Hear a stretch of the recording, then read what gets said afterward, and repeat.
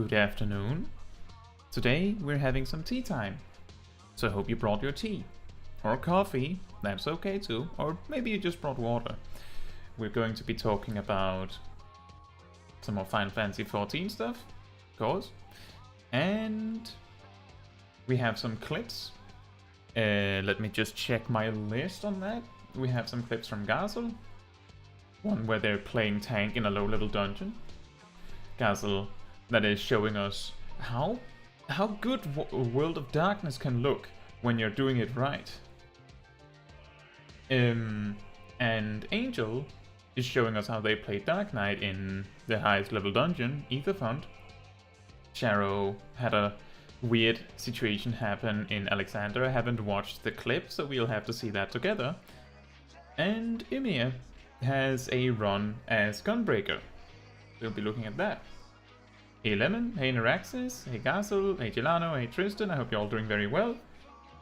Naraxis says, I was here for your other stream and I was thinking about asking for a Black Mage guide since your last one is pretty old, and you literally drop a guide on it the next day. Well, you know, I actually put out a weekly schedule. Hey Umbral, I hope you're doing well as well. I actually put out a weekly schedule, so you would see from Sunday, you would see that there's actually also coming a high-level Black Mage guide today. But you're right, the old ones were pretty old. The reason for that is that I went like around just before New Year, I went through and started remaking my guides. I started by making them in whatever order I felt was appropriate. Then I started asking the YouTube members which jobs they wanted, where I would have like one of each role shown. So basically, if no one wanted mage guides, we would never get to Black Mage. And well, there's also the part that the Black Mage guides were actually some of the most accurate ones. Like, not much has changed for Black Mage. Surprisingly. What has changed for Black Mage is basically, let me see here. This does like 33% more damage than it did originally. And this is 3% higher than it was originally. That's like the big stuff. And the only thing that changes for Black Mages is that in my original Black Mage guide for high level, Xenoglossy was better on 2 targets. No wait, Foul was I believe better on 2 targets. Or it was like even, it was like extremely tight. But now Xenoglossy is obviously better on 2 targets, whereas Foul doesn't like kick in before 3 targets. I'm glad to see you, Umbral. Naraxis says, I'm currently level 62 on my Black Mage. Hitting level 60 changes the job. Yeah, it does. It's completely different. It's very strange. I feel like the weird thing with Black Mage that makes it awkward before level 60 isn't so much that it's... I mean, it's simple. It's comparable to something like Dancer or Bard in terms of, or even Red Mage in terms of just react to procs, right? You're like, you set up your fire, set up your thunder, and then you're just like sitting here waiting for procs to happen. And the annoying thing is that if you're not reacting to the proc the instant it comes out, you're losing damage, which means that you're like supposed to be looking at your bars all the time, which is awkward. So I can see why that wouldn't be the most fun. But I'm glad to hear that you like the job more than you reached level 60. Oh yeah, I should mention that the clips that we have today are not really Black Mage. The clip that we had was on last Tuesday was the one Black Mage clip we had. Lemon says I might make an alt to level Black Mage more slowly because I really miss playing it. My first job returning to Final Fantasy XIV in 2021 was Black Mage before I moved to Machinist and Dancer. Couldn't you just level Black Mage on the alt that you already have on EU?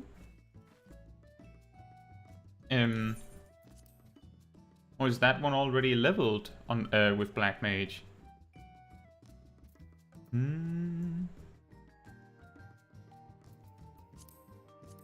This one.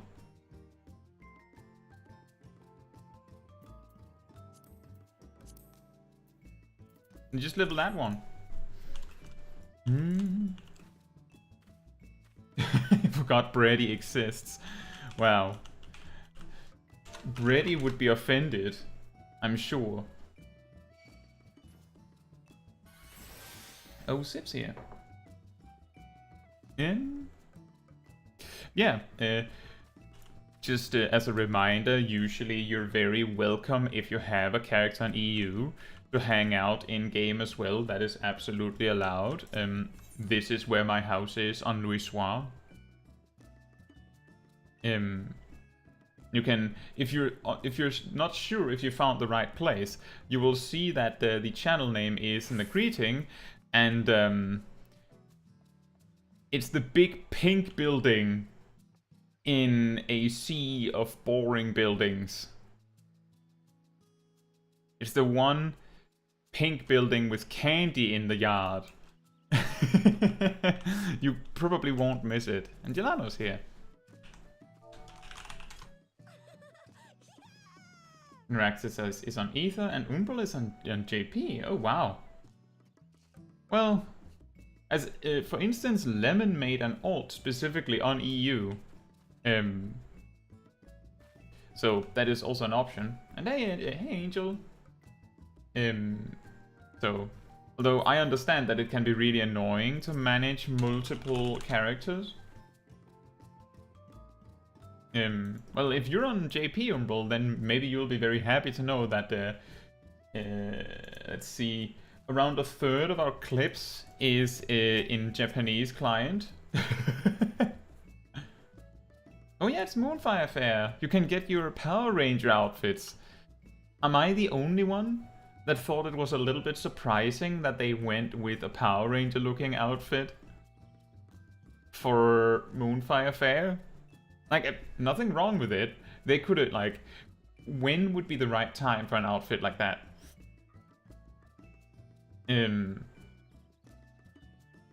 So it's better to just go for it, right? Yeah. You play on the Japanese server.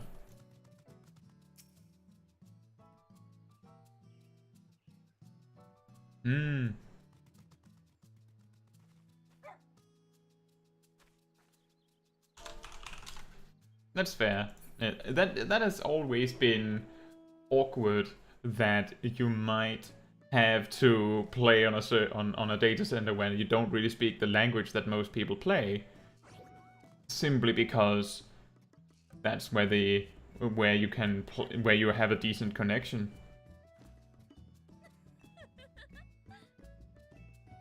Lemon says the thing with being in NA with EU alts, at least for me, is that it's a 50-50 shot whether your connection will be good or poor.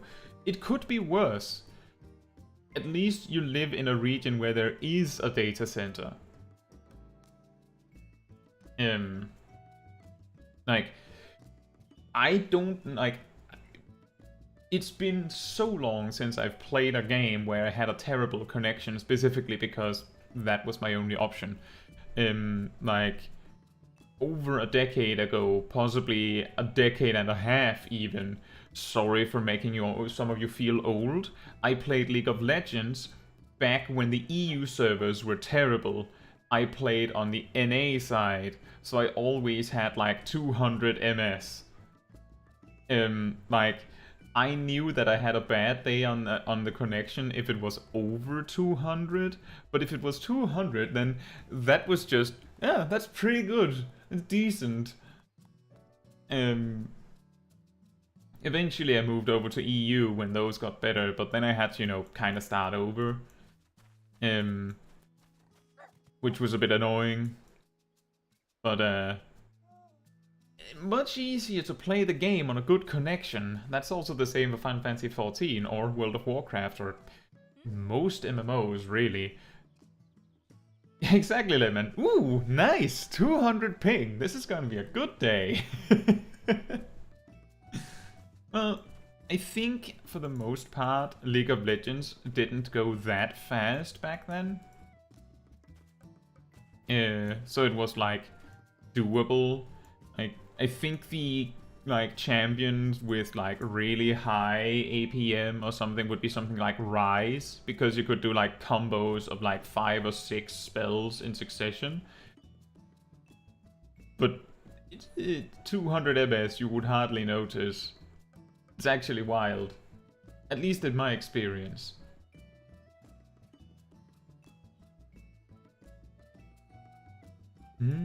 Well, sometimes you get surprised, Umbral. We have I know at least a bunch of Malaysians. One of them my best friend, but there's also Fila, who's from Malaysia. So there's, you know, just a few people that sometimes are in the stream chat that are from the exact same area in the world. And I think we also have multiple Germans. But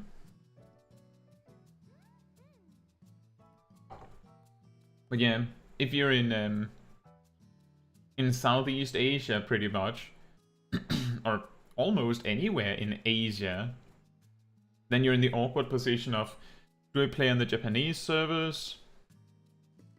Or am I close enough that the EU servers are okay? Or maybe, like nowadays, maybe the Oceanic servers are best. It's gonna be really awkward. Naraxis asks, will there be any Black Mage gameplay in this stream? I would love to see some explosions. The tea time streams are mostly us just hanging out and talking. I might showcase something if we're like talking about something specific. I can demonstrate what I'm talking about. That is the convenient thing with me having the game open, of course. But for the most part, I will mostly just be hanging out and talking with you. So I will not be actually doing dungeons or something on this stream. There will, however, just in case you're interested, Naraxis, on Saturday, we're going to be leveling Small Kaiser more on Black Mage. So that is going to be basically only Black Mage gameplay. Again. Oh, Lemon is here. That's when where you logged out last, apparently. We're going to look at some clips of this and that. I think there's going to be a pretty heavy focus on tanking. Because let's see, we have Dazzle tanking, Angel tanking, and Ymir tanking, and then we have some shorter clips aside from that. Which is part of the course. The previous tea times, I feel like we've had almost only healers, like a lot of healers, and then maybe one tank. So it makes sense that we get like different perspectives. It's pretty common that the reviews that we make take these clips and look through is tanks and healers, because if you're in a dungeon, as long as no one dies and you make it through, it's fine, right? But if it's taking 20 minutes and last time you went and you were a DPS, it took 12 minutes or something, then you might be going, is it me? Or is it someone else? And if it always takes longer when you're tanking, then it might be you. It could be someone else. If it's always taking longer when you're healing, then it might be you or it could be someone else.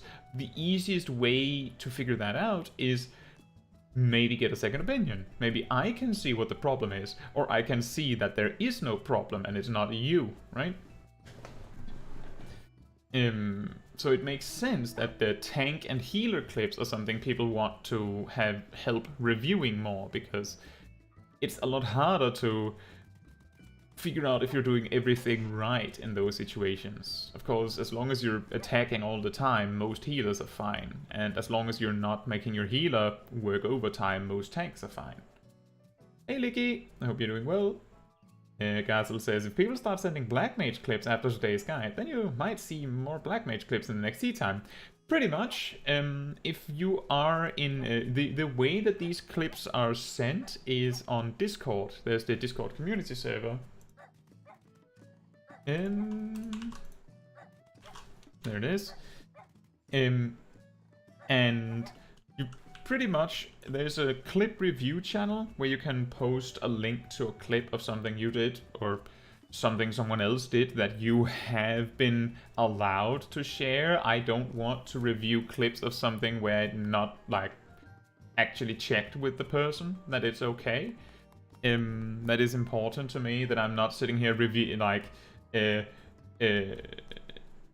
reacting to a clip that that wasn't actually something that the owner of the clip is okay with. I hope that is understandable. Yeah, if you want me to review some Black Mage clips, or just see some Black Mage clips, we can do that. Just send it. Angel says, I was thinking of making Black Mage clips just to make Kai watch me drop my Enochian 20 times. Enochian? Well, didn't you manage to not drop it when we were doing the dungeon the other day, in the middle of the night? Or did you actually drop it and you were just happy that I didn't notice?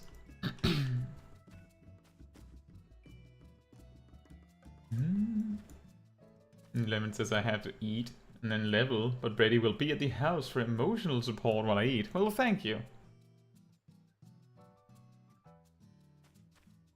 Gatsu says, I was thinking the same, just to let Kai watch me do my ice phases as long as my fire phases. Oh boy. You go fire 3, 3 fire 4s, fire 1, 3 fire 4s, despair, and then you go blizzard 3, 3 blizzard 4s, blizzard 1, 3 blizzard 4s, and I don't know, xenoglossy.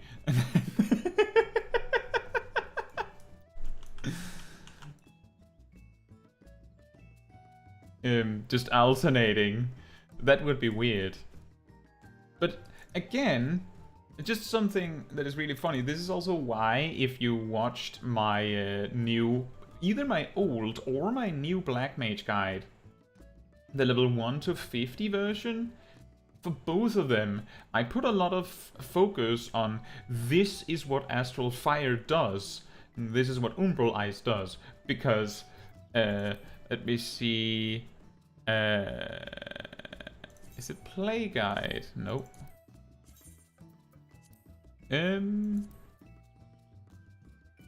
Where is it that I find the Black Mage advice?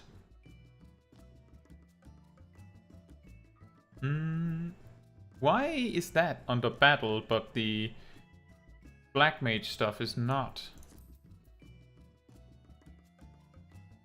This is a mess.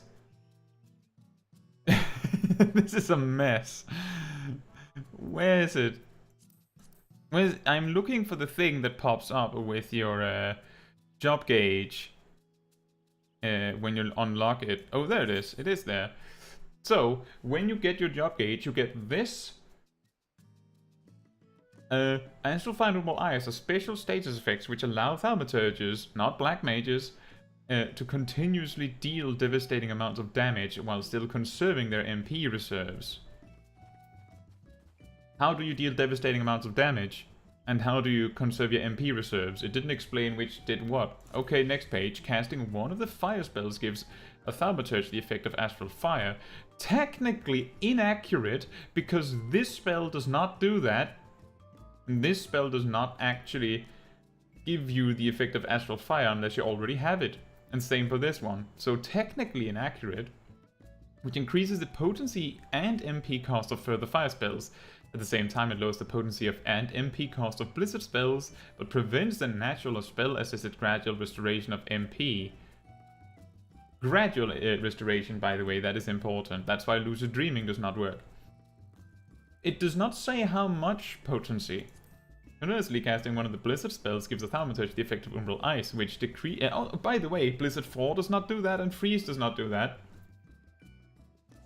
The effect of Umbral Ice, which decreases the MP cost of ice spells by increasing the speed at which MP naturally recovers. At the same time, it lowers the potency and MP cost of fire spells. As a thaumaturge progresses in level, the number of Umbral Ice and Astral Fire effects which can be stacked at any one time increases. The larger the stack, the more powerful the effect. Learning when to switch between Fire and Ice is key to being successful in extended battles. That is true. Anyone read this when it popped up for them originally? Licky says, can you cast Triple Despair? Technically, yes, you can. Is it a good idea? Maybe, sometimes, if you have everything set up right. The only way to do Triple Despair is if you are instant casting Despair, then you can use Mana Font to instant Despair again, and then you can use an Ether to instant Despair again. That is the only way to Triple Despair. But I don't think the Ether is worth it in like a raid boss fight. Oh, by the way, Tristan, the reason I didn't use the search bar was because I didn't know if they actually would call it Umbral Ice and Astral Fire. So I just, like, I needed to find anything. Like, if you don't know what the search term you're looking for is, then it can be difficult.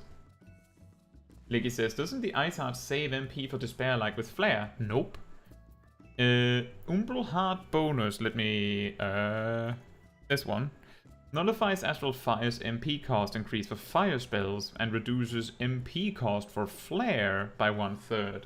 Specifically name dropping, it's only for Flare. Despair just doesn't have that interaction. And even if you could, I'm relatively confident that all the fire force you're losing out on by doing double Despair is not worth it. Generally, the damage difference between them is too low to even be considered. Like, the reason why Despair is good is mostly because it spends the remainder of your MP, less so because it's better than Fire 4. Let's see... Despair... What's the base cast time of Despair? What's the base cast time of this pair? 3 seconds. Right, so... 340 divided by 3, 310 divided by 2.8. Despair is like 2 or 3 potency per second better than Fire 4. It's extremely small. So the main benefit of Despair is that it technically costs less than Fire 4. In context. Hey Fila, how are you doing? But because of the minimal difference, it's more so that, the MP thing, than anything else. It's a little strange that it is like that. That's also why, as we discovered, I believe it was a discussion with Angel? I think it was with Angel that there is this specific, like extremely specific detail with high fire 2 versus flare, that when you have 5 or more targets, then technically just spamming high fire 2 until you can't anymore and then using 1 flare is like 1 or 2 potency more per second than just like the double flare move that is the classic one. But only when you have, I believe the typical thing people say is 6 targets or more. When I was looking it over, it looked to be true for 5 or more target. It's like such a small difference that if you're instant casting, like if you're using a swift cast or triple cast, then double flare wins. If the fight ends early, then double flare wins. The only benefit is that if you're just spamming high fire 2, then it means that you're staying in fire for longer. So like, the reason why this is good is because it spends a little bit more time doing the damage. So if the fight is going to end after that single flare at the end, then it's actually possibly better, because if you're doing the double flare, if the fight ends at the same time, then you would have to cast High Blizzard and freeze, and you're just kind of standing there doing very little. Whereas if you had slowed down a little bit, then it would have been fine, and you would have been doing more damage. It's like super small details like that. But that is some of the reasons why Black Mage is considered so incredibly complicated, because there are these emergent combos and sequences that come up from MP differences, interactions. Lemon says, how do people find these things out? I'm pretty sure that what they do is they grab a spreadsheet and then they just write out sequences, because when Angel suggested this, I did that. Here's a fun fact about that, by the way. Back in Stormblood, Red Mage, their finishers, the Holy and... wait, where are they? Oh, there. The Flare and the Holy did not do any AoE damage. And when you used Moulinet, it did not result in a Flare or a Holy. It was just... you can use Moulinet as instant AoE damage, or you can use your 1-2-3 combo and then the Flare of the Holy.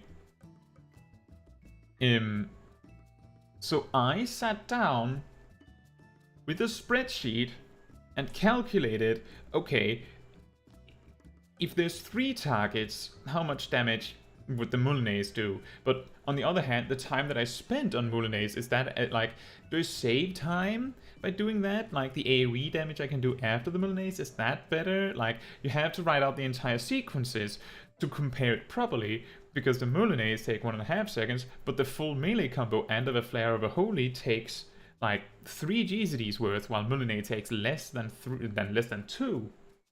So, becomes complicated. And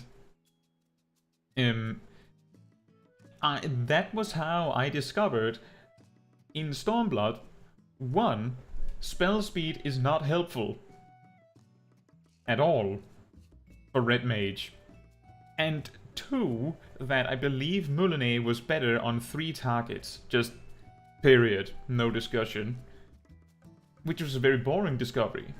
But I sat down and, like, wrote it out. First of all, because at that point I didn't know where to look for other people's advice. I didn't know who I could trust to know. So I just figured it out myself. Which, this spreadsheet, by the way, is like... I have just, like, built on it. I just kept the same spreadsheet. So the spreadsheet that I write down, like, daily tasks, weekly tasks in Final Fantasy XIV, notes about how much tomestones I need to get at a certain time to get all the relics upgraded. Yes, I have a note about that. A circle diagram that tells me how much PvP I need to do to be able to get Series level 25 in time and things like that. And the page where I have all of my notes for videos and stuff is called Red Mage Notes.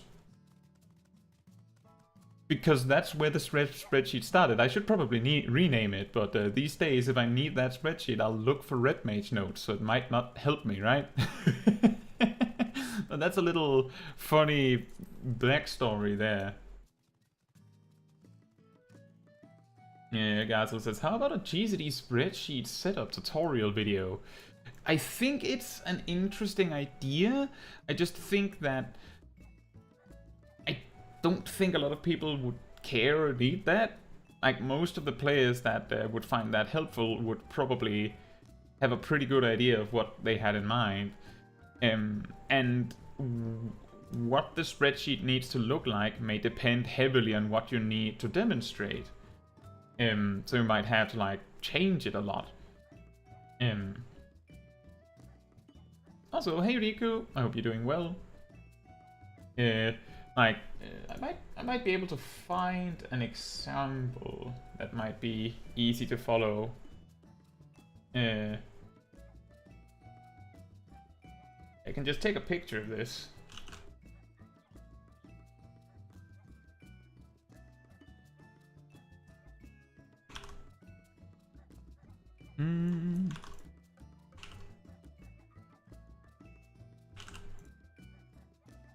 Might be easier to show it then.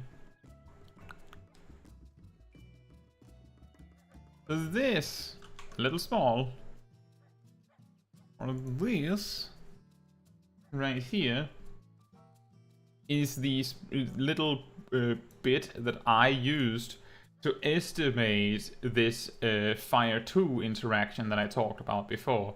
I've estimated it previously, but I had to write it again so that I knew the exact numbers for the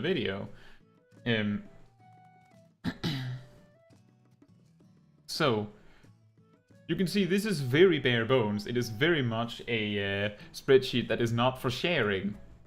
But you can see here's the name of what the action is that is being cast. Is also over here. You can see that the one is longer than the other, so this left side is the double flare sequence. We have B2 fire B2 freeze, thunder 4, 3 fire 2s, 2 flares. Over here, we just extend with 2 more flares.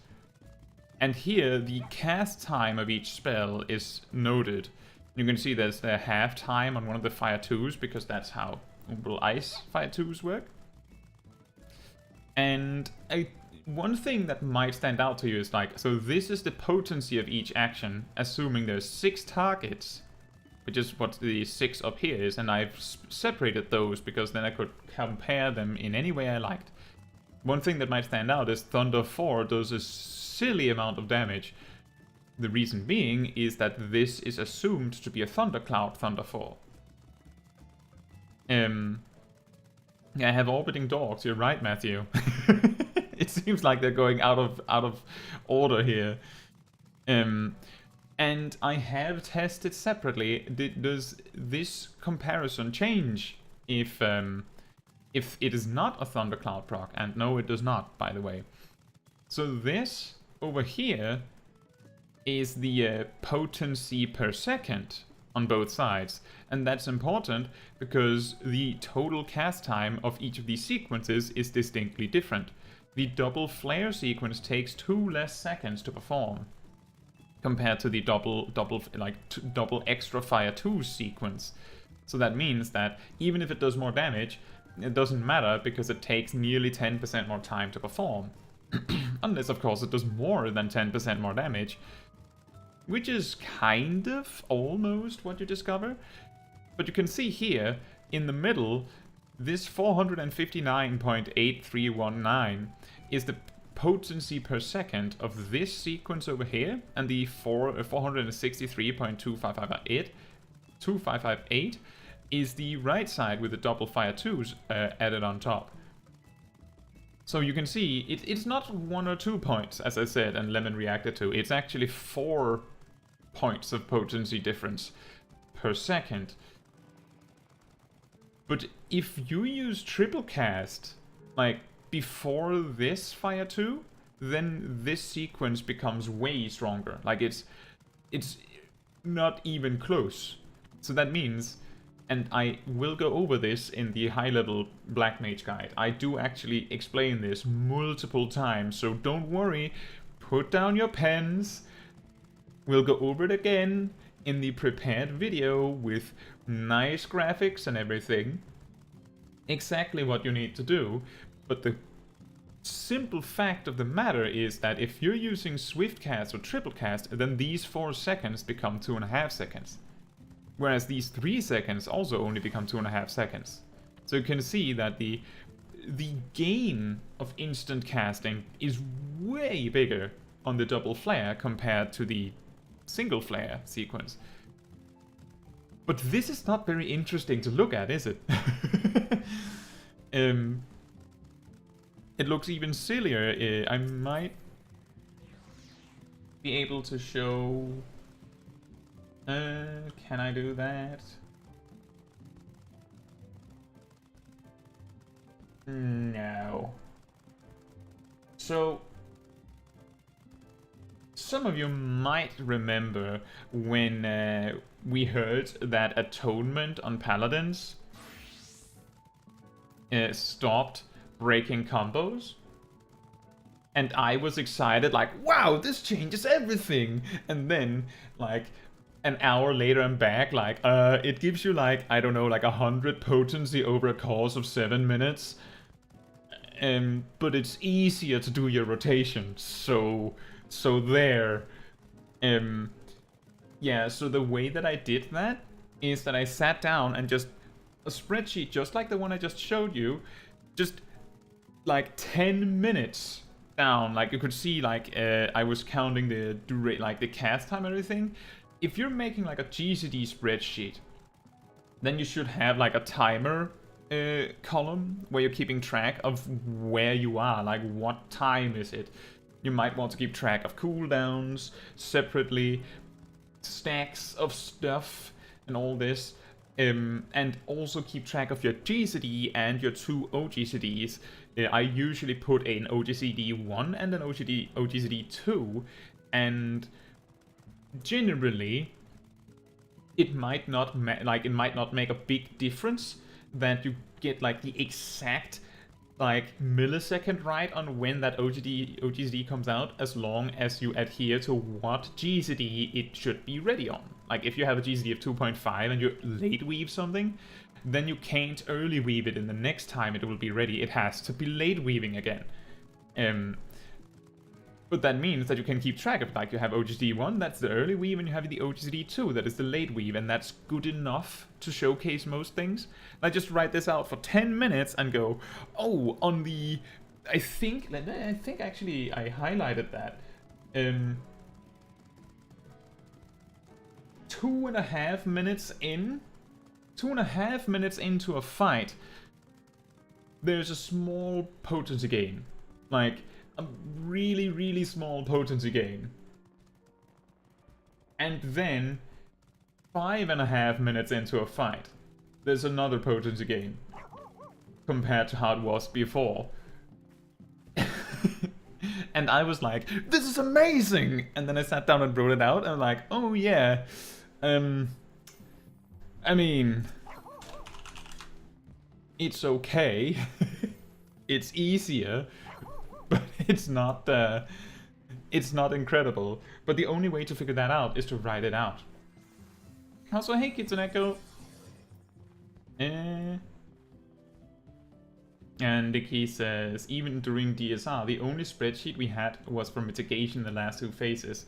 Yeah, the thing is, spreadsheets are good for like going down in the nitty-gritty with stuff, but usually the spreadsheets are helpful for like figuring out like what's the best opener, what's the best rotation, and I feel like the vast majority of players, while it is interesting to understand why the best opener is the best opener and why the best rotation is the best rotation, I think for most players, like the vast majority of players, they're a lot more interested in the end result than how it was figured out.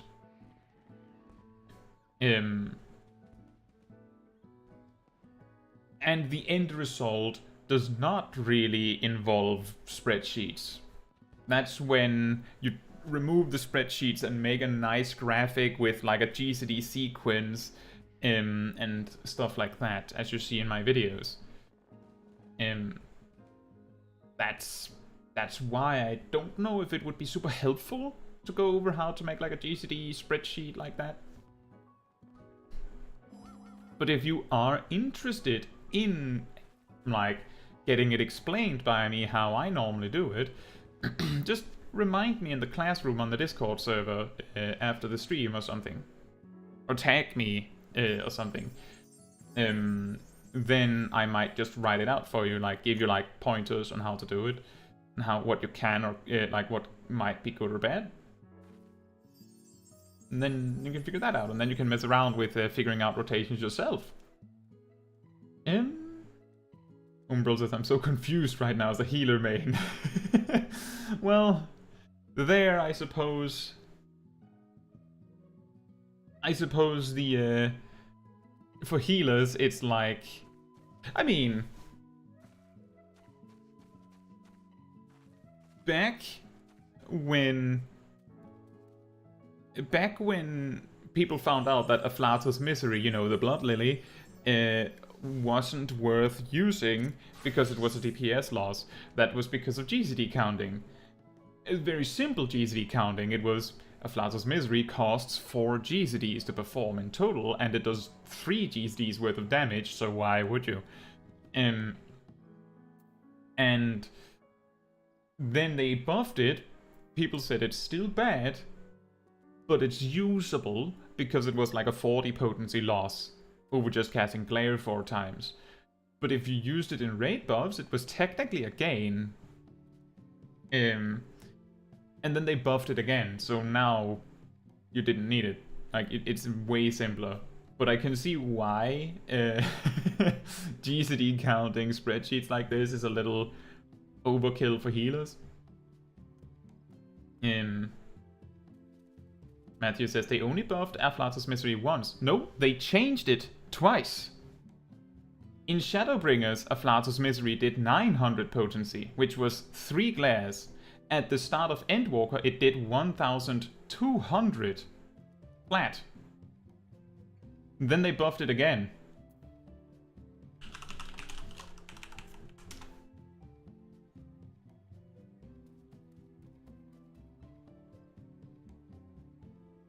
I think? Was that wrong? Apparently the version history you're telling it tells me that I'm wrong. It did not. Oh. Oh. I could have sworn that it was at 1200. Fair enough. You're right, Matthew. It was at 900 at 6.0 in 6.0, which, well, I mean, it just makes this story even sadder, I guess. Exactly, Umbral. It's DPS neutral now, and because it's DPS neutral, it's It's a DPS game to use in raid buffs, but it's just fine to not use it, like to just use it in general. It's just a fine attack now. Meh is the right word. I mean, it's pretty cool to get the big Afflatus Misery hit.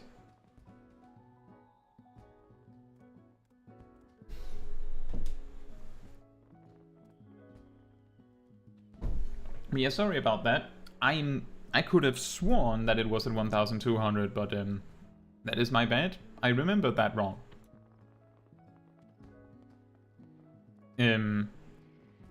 But it is pretty funny because in Shadowbringers, Glare was 300 potency, I'm pretty sure.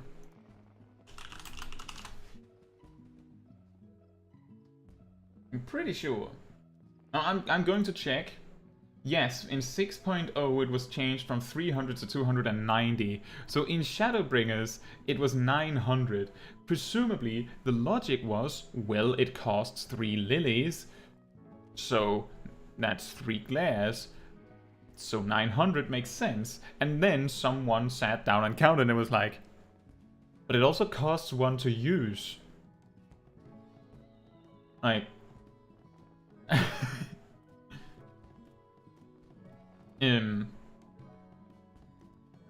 Licky says you either use 3 lilies per minute or 3 every 2 minutes. Nothing in between or you lose damage.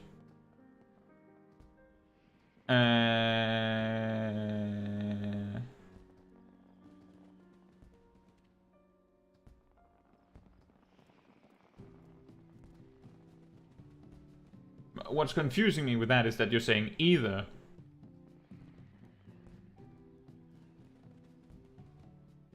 You can do both.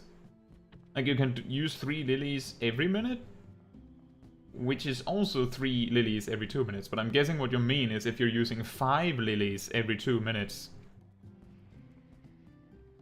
then...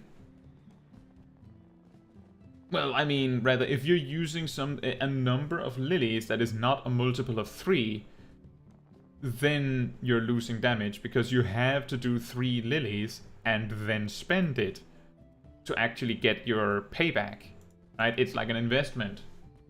And you're investing in a portfolio that gives 0 interest, by the way.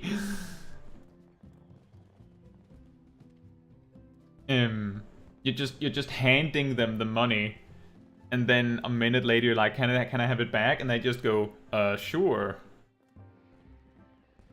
You can also never heal inside raid buffs. Doesn't that apply to all healers? Like, unless it's an OGCD, you kind of have to just be attacking if you don't want to lose damage. It's funny. It's very funny. So yesterday, so my recent video on on tenacity has gotten a lot of attention, which I'm very happy for. Yesterday, someone who has never played Final Fantasy XIV, but plays World of Warcraft at I got the impression, a very high level, watched it, and they said that it was like, in a very, very polite way, they were like, it's very strange to hear that, like, because in World of Warcraft, versatility is basically tenacity, except the damage and healing proportions are doubled. Like, the damage reduction is the same, but the damage output and the healing output is doubled in comparison. I think it's pretty difficult to reach over 10% damage reduction with versatility, but in World of Warcraft, versatility is considered good, because bosses do way more complicated amounts of damage. It's very confusing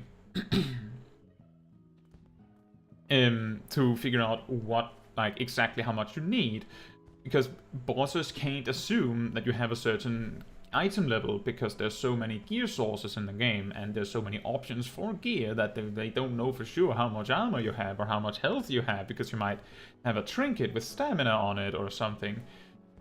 So they kind of just have to go, oh, this is a decent amount of damage, and then each tank has a different way of dealing with it, and some of them will use versatility. But then he also realized, in World of Warcraft, there isn't really such a thing as a healer just healing with OGCDs, right? That's not really a thing. Like, some of them might have an OGCD heal of some sort, but nearly all healing, also nearly all damage in World of Warcraft is GCD. Like, OGCDs are typically buffs, and some buffs are on the GCD. You know, a little bit like Summoner's Bahamut got moved to the GCD. So they, like, the whole OGCD juggling of Final Fantasy XIV might be completely alien to a World of Warcraft player. So they get told, yeah, so the healer's attacking from start to finish in a fight, assuming everything goes right. And they're like, how would they do that? Oh, because all of the good healing abilities are on the OGCD anyway, so they can just do that. Excellent. I thought that was a very interesting alternative perspective. Gazel says, does that mean if you didn't use 3 lilies on the odd minute, then you would want to hold them for the burst? It depends. If, like,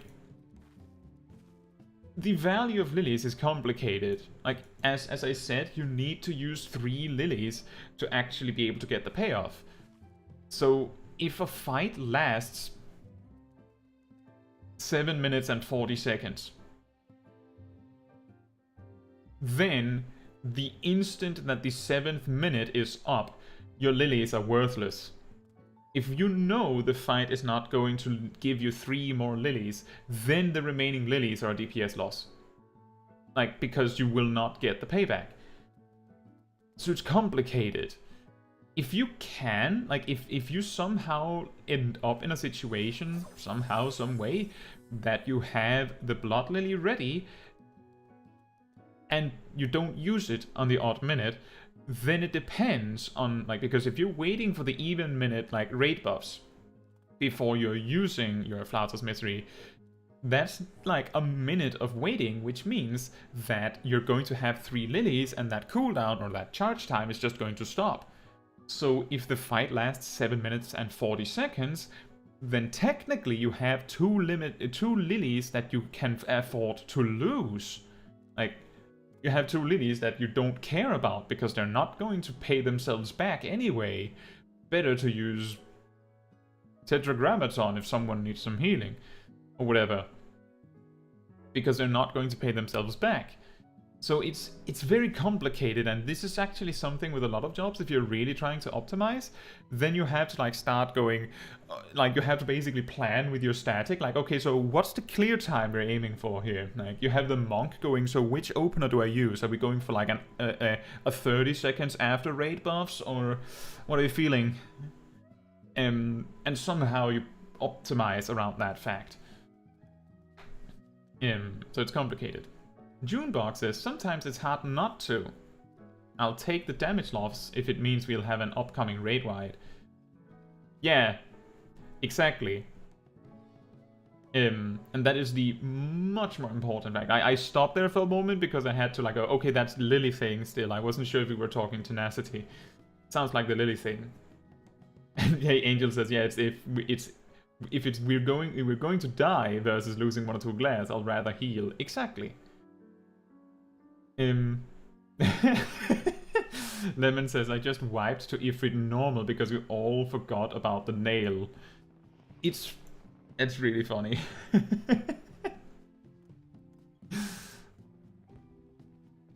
I sometimes, when I'm tanking it, I'm like standing, making sure to not face Ifrit towards the nail, because then he might cleave everyone. And I'm just like throwing my ranged attack at it because no one else is doing anything. Just, please die. You gain 3 levels from it. Wow. 3 levels from Ifrit. That is pretty wild. But yeah, that is also something I should probably talk about before I move on to something else. This thing with Lilies being a DPS loss if you don't get the payback of using a Flato's Misery. Yeah, if someone dies because you're being stingy with your Lilies, that is a bigger DPS loss. So if you have to use a Lily to save someone, do it. Unless you're in like... Unless you're in a static, for example, Savage Raiding, and you're in a type of group that if your ninja's opener Hyoshuranryu doesn't crit, you wipe it because then our pass is ruined. If you're in that group, sure, let them die because you're going to wipe anyway. If you miss a single cast, that's a DPS loss and everyone cares about it, so you might as well let them die because you want the perfect pass, right? But in basically any other group, healing first. Like, so when I was raid leading in the second raid tier of Shadowbringers, when we were figuring out how much damage... No, T? I forget. I have T here. Hey, Burning Goo. And I have T there. But when I was raid leading in Shadowbringers, I believe it was on E6S, we were having some issues meeting the Enrage.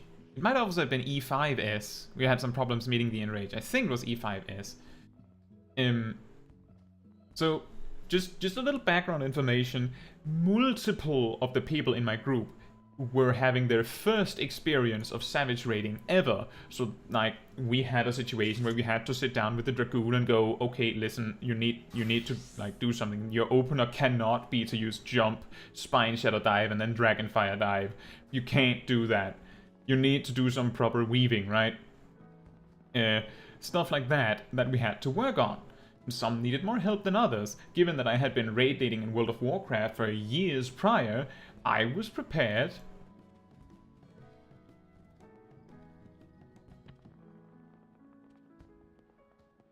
I was prepared. So, fine. And I sat down and calculated, so how much DPS do you need to kill the boss in time?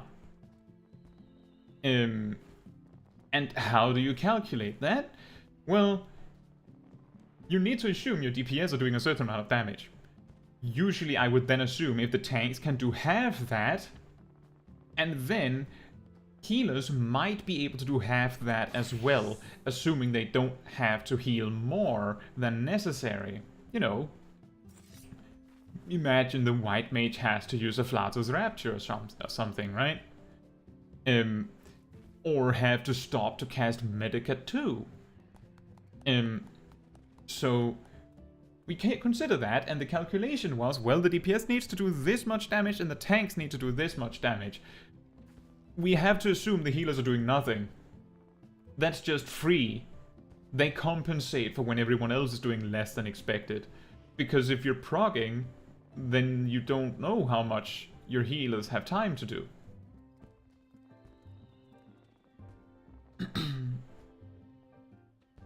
Burning Goose says, is it a get-together? Are you guys doing some dungeon or trial or some other activity? This is a stream where we hang out, talk about Final Fantasy XIV things, and then we watch some clips that the community of this channel has put up, and I might be reviewing some things in it. So some clips are, I wanted to show you this, and some clips are, can you tell me what I'm doing wrong, or can you tell me something I can do better? And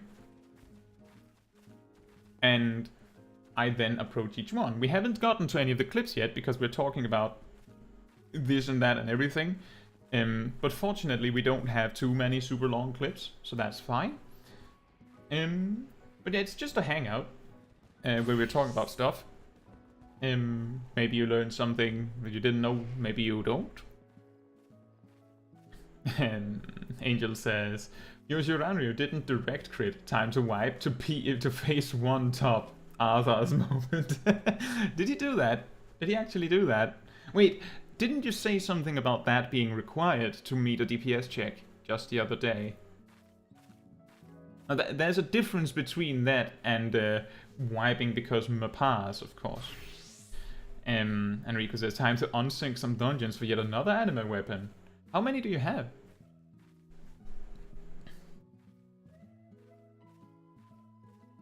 Don't worry about it, Lemon. Small Kai does not have any store emotes for the same reason. Only my main gets these store items. The only reason Small Kai has store mounts is because apparently those are account-wide. Right, should we check some clips? This is only my third one. Well, how many are there? I feel like there's way less because it's like an early expansion. We can look at some clips. Whoop. So the first one is Gazel tanking in Hawk Manor. Like 12. That is still a lot more manageable than like Shadowbringers. I believe there's 17. I'm just going to leave the sound on the game because Gazel's clips do not have sound. So it might get a little boring or dull to listen to. So Gazel tends to speed up the clips when there's nothing interesting happening, so I might not have to speed up very much myself. So the first thing, I saw this when I was checking the clip.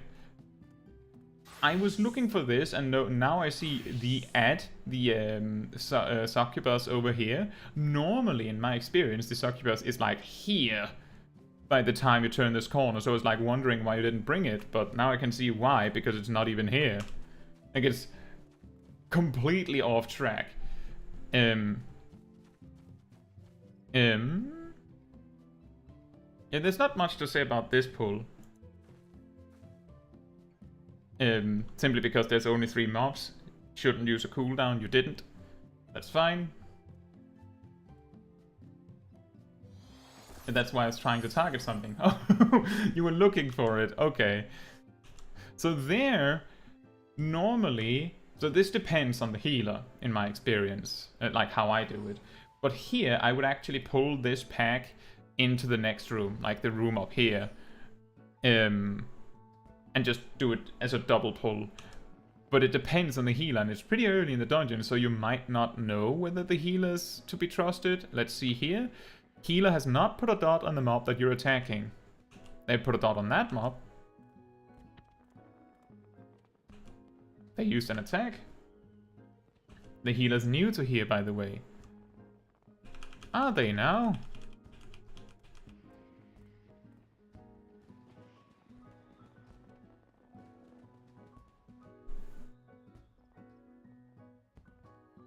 What are they wearing? It does not look like a low-level gear.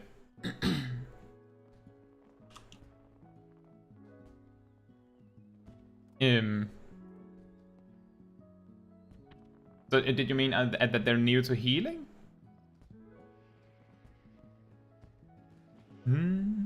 But yeah, you used Rampart on the last pack. That's fine. The reason why I would normally pull those two packs together is because I feel like a pack of 3 mobs is too little to use Rampart.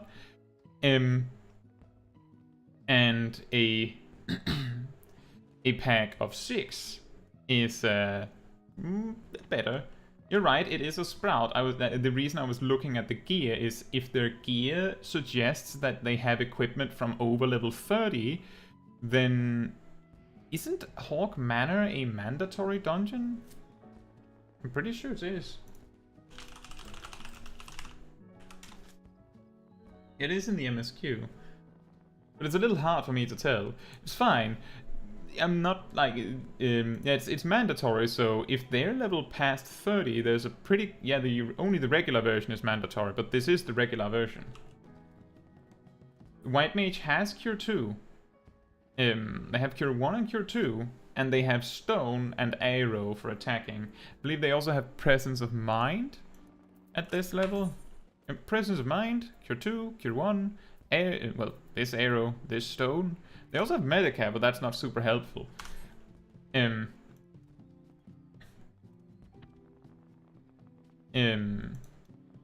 you can easily overlevel it. The reason why I'm focused on their equipment is because it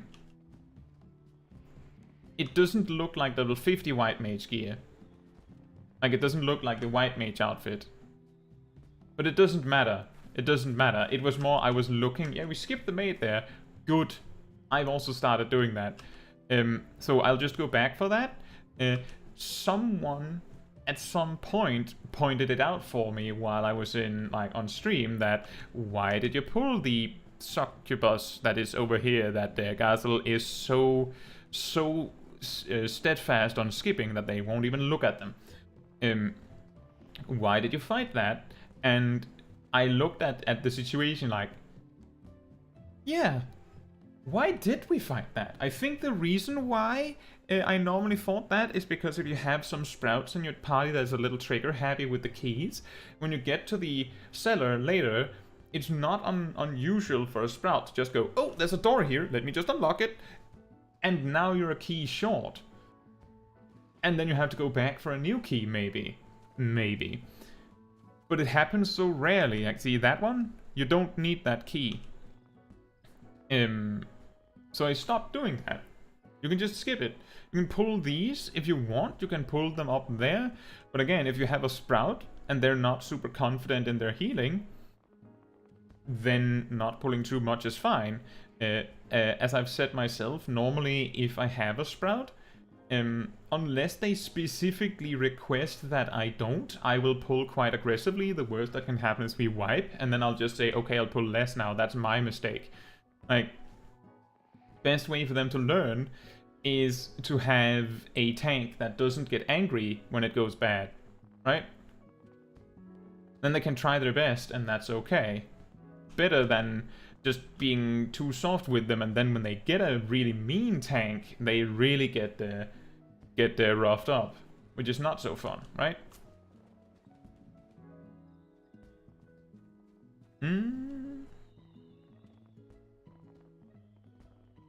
You're ready to interrupt, I see.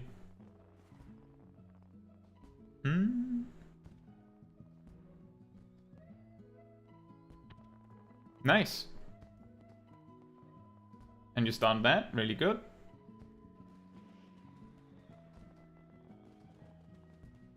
And see, there the bard might have been able to interrupt unless you both attempted to interrupt together.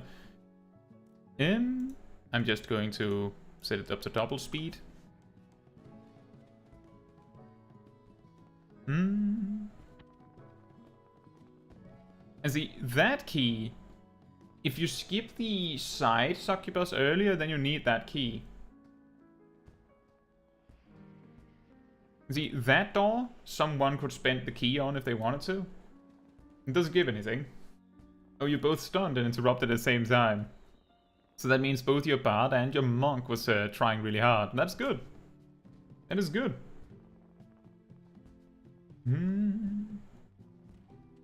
Fila says, I skipped that as a tank, but then the DPS insists on attacking the maid, even though I just ran past it. It's not a big deal, right? No. No. If someone pulls it because they're used to pulling it, that's just how it goes. You're losing like 10 or 15 seconds. Does it matter? Not really. But technically, if you all know you don't need it, then you don't need it, and you can just skip it. Like, that's the thing. That is a lot of things that that is worth keeping in mind about this, everyone, is that it's a regular dungeon. You have 90 minutes to get this done. Here's a fun thing. You can stun the only thing that is scary about this guy. The only thing that is scary about this guy, you can just stun it, and he will show you when he's doing it. You cannot miss it. This guy will cast Ice Spikes, and if Ice Spikes is up on him, then your melee DPS and the tank are likely to get a attack speed slow debuff, and also they will get a kickback of damage every time they swing at it. You have to interrupt or stun it. Yeah, I had a feeling that was the origin of that discussion, Gazel. But yeah, if you have to either stun it, but you need the stun for this guy, so you can't do that. So you have to interrupt it. And because it doesn't have like a telegraph, if you're attacking this guy, it is way easier. Oh, you can't even stun it? Right, well, that's fine. You already wanted to use the stun on this guy. This guy, you have to interrupt, and you have to look at it to notice, really. Alright, Beringu, enjoy. So normally I will attack the imp first. I usually don't really bother with putting up the markers. I just kinda attack it, and then if my group attacks with me, then we kill the imp first. I've talked about this before, and this is like something I normally bring up in PvP contexts. It's better to agree on a bad strategy than to try to use two different strategies that then both fail. If you attack the imp and everyone else is attacking the skeleton, then it will probably be able to cast its AoE twice, and you might not have a stun the second time. And the imp is absolutely going to survive to use Ice Spikes the second time. So, like, splitting your attention means everyone loses. It's just better to just focus on a strategy rather than try and do something different just because you know what the right move is. Doesn't matter. Sticking to a strategy is better.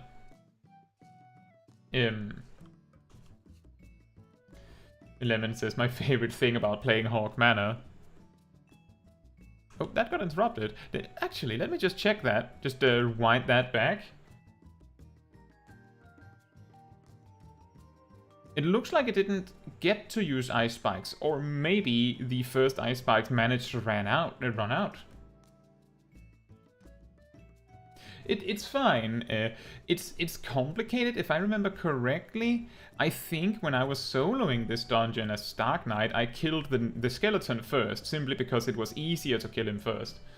It's not super big of a deal. It's just annoying if you get the Ice Spikes on you. Angel says you can actually sneak behind those skeletons. Do you mean... Just checking, do you mean those skeletons in this room? Angel, do you mean those? Do you mean those? They pull if you're trying to pick up the key, I believe. At least in my experience, it seems like they do. Sometimes I've also seen them instantly pull when you open the door. So it seems like they're very, very finicky. And very excited to fight you.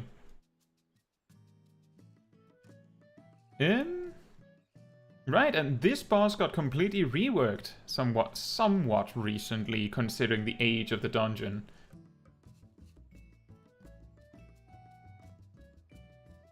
And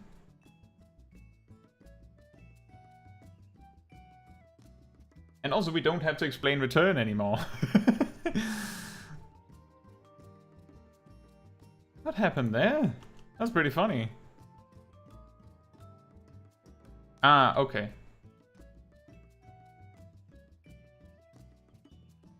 The mistake here is hard slash. Unleash because there's 2 mobs. Good move, you probably should do that. My suggestion to do it a little better. Target the ad and use taunt. Problem solved. And then if you want to kill the ad, then kill the ad. But just... what I would have suggested is... Here. Right here. Maybe even... Right... Here, right? So just... To be fair, the mob just spawned. But optimally, you go tap, you just click tap to switch to the ad and click taunt. And just tap back to the boss and then continue your combo. What happens is you use unleash, which is fine. And then you try to continue your combo, which just got broken. That was the thing that I noticed. Then you, of course, whoops, you managed to fix it afterwards. But yeah, that is my tip, is remember that you can taunt. If you just tap, taunt, tap, then you can instantly switch to the boss back again with no downtime, right? You don't even need to think about the ad if you don't want to. Let's see. Tristan says, I remember getting into Hawk with return on cooldown.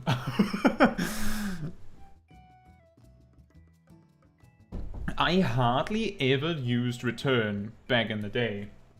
Back in the day being like Shadowbringers. The cities that I needed to visit regularly, I usually had on the... I have this free teleport. And if there's anything else that I needed to visit rather, like, somewhat regularly, I had, like, the discount. I don't know why I have discount on Mare Lamentorum, but I think it was because of the tribe quests. And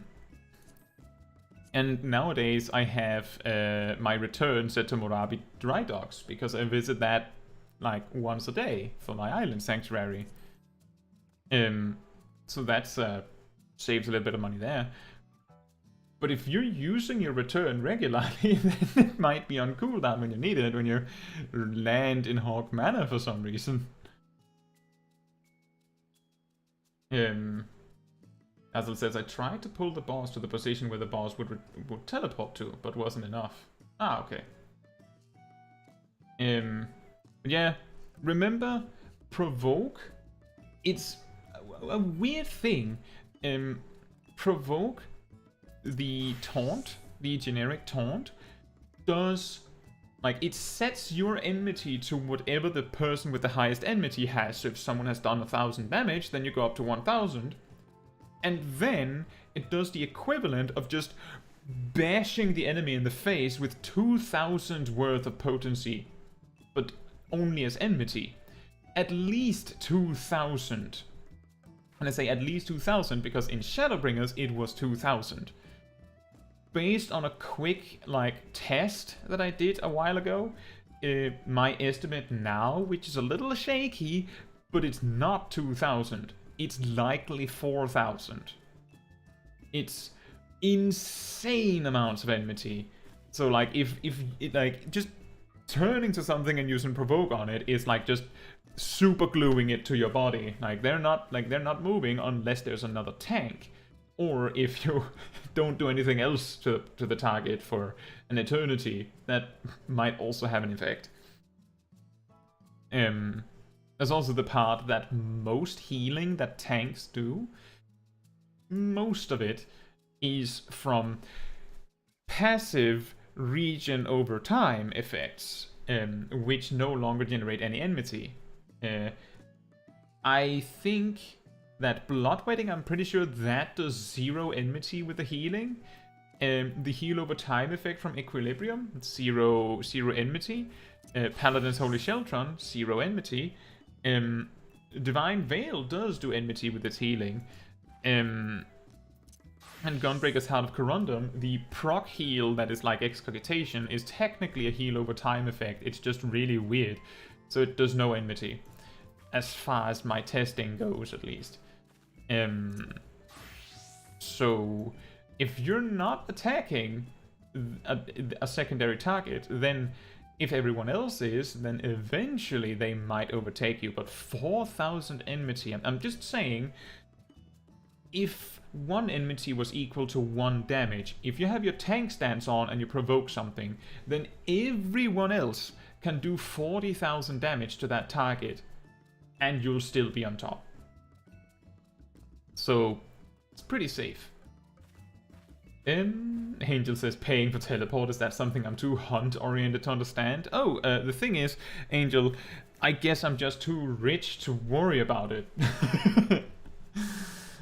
I'm not even rich.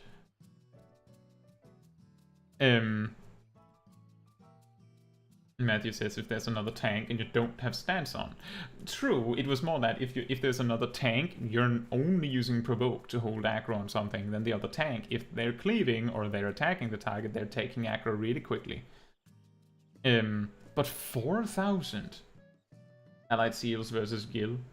Yeah, and allied seals require you to play, and Gil might not, depending on how much money you can manage to make.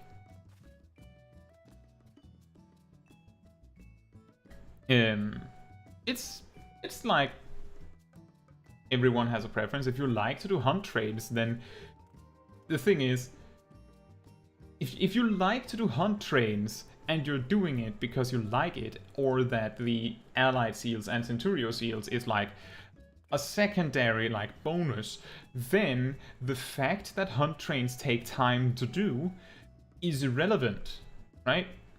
Like, if I'm spamming dungeons just because I like it, and it happens to result in me having a lot of a lot of tomestones, and I spend it on something, then technically that's free stuff, because I was going to do it anyway. Right? I was going to do it anyway. So then it's free by virtue of it's a bonus. Junebug says, I haven't paid for teleports in Shadowbringers. Make sure to always have 2 stacks of Aether tickets. Fair enough.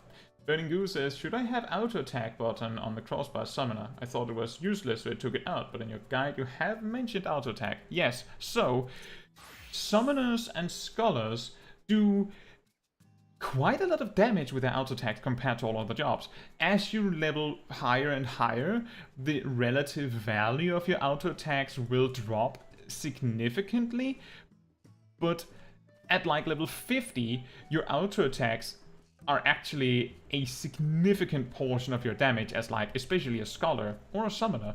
So making sure that your auto attack is on a target and that you're in melee range to do it as a summoner or a scholar, most other basically most other caster jobs, whether it's a caster or a healer, doesn't, like a mage or a healer, doesn't matter.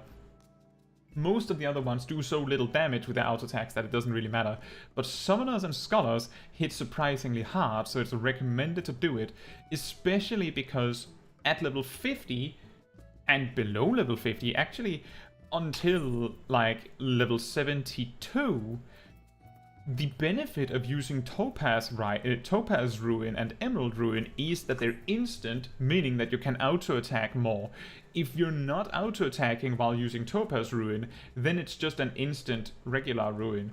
If you're not auto-attacking while using Emerald Ruin, then depending on how much spell speed you have, it might actually be worse than casting a regular Ruin. So it's very, very recommended to be auto-attacking. Exactly, we're talking about book smacks. The way you can tell that your auto attack is enabled on something is that this icon up here in the corner of the target. You can see here when I right click, it appears. It also appears over the enemy, and it has this spinning animation. That means that you're auto attacking it. You just need to be like generally in range, then you'll just auto attack. That's the only thing. If it helps you to auto-attack better, if you have a designated button for it, if you're on controller, do that. As you get to really high levels, you can get rid of it. Like, At level 90, it is technically a damage gain over not doing it, but the damage difference is quite small. You saw I did 125, then I cast my weakest spell, 10,800. Like, it's less than 1% of your damage, so it's not very important. But at level 50 and below, it is massive, like a massive difference compared to not using it, right? So yeah, it might be a good idea to have auto attack on your bars, Burning Goo, at least for the first many levels.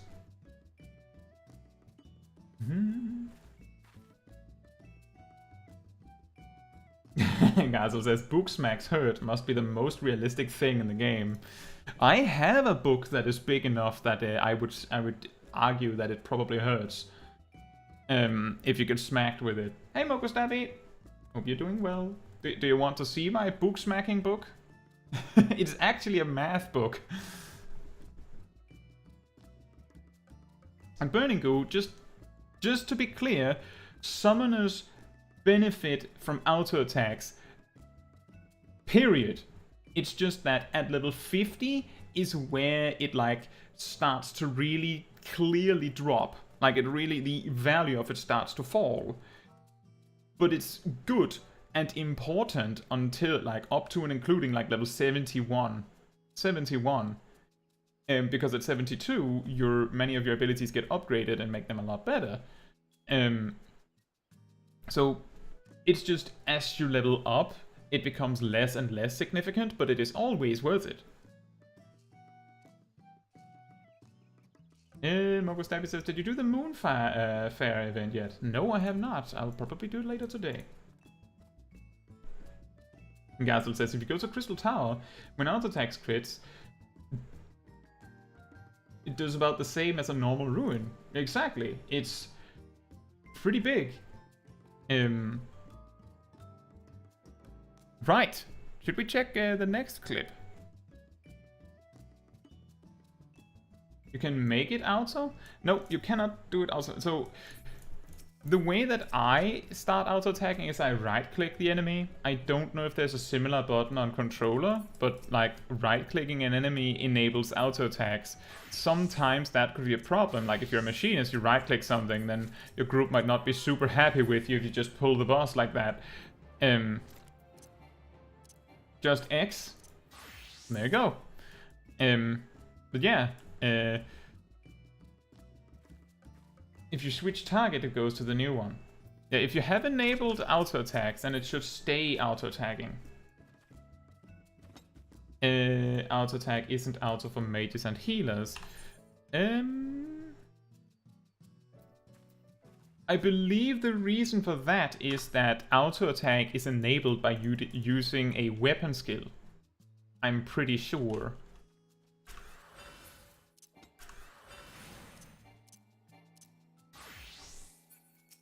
I'm pretty sure it's using a weapon skill and actually succeeding at using it. If you think about auto-attacking on Thaumaturge or Black Mage, don't. What do you mean? What do you mean? It's 1 damage, it's more than 0 damage. It's technically a DPS gain.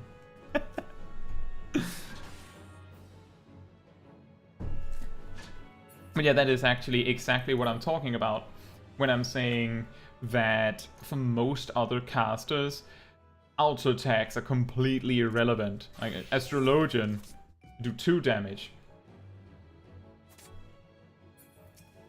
I challenge you to defeat Sastasha with only book smacks. That could be done, I think. It might be really hard because there are some like if I can only use book smacks, then I can't use repose or sleep. But don't worry about it, Arya. Some people watch me on 144p. I think it's pretty funny that Astrologian uses a card to swipe you, and that does less damage than Sage, that just kinda whacks you. Actually, I think it's even sillier than that. You're doing this, like,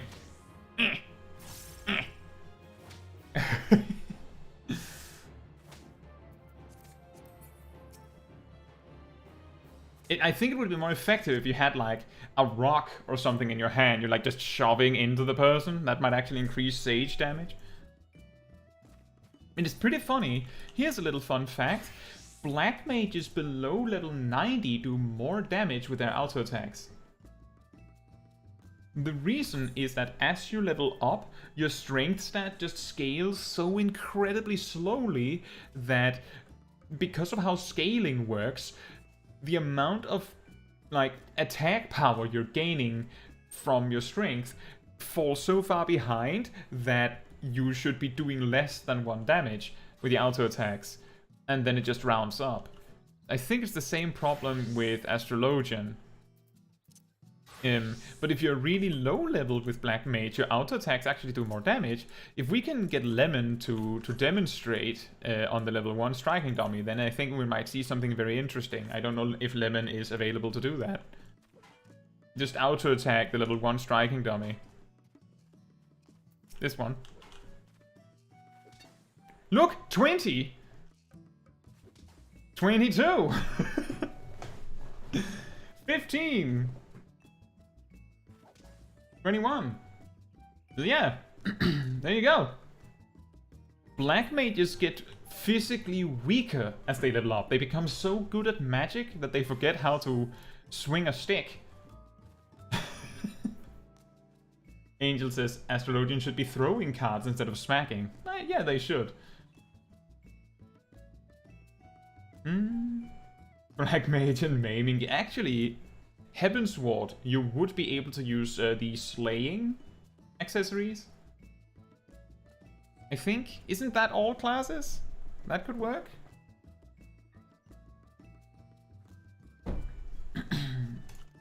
I don't really have the poetics to demonstrate that, but maybe I should check that at some point. That would be pretty funny.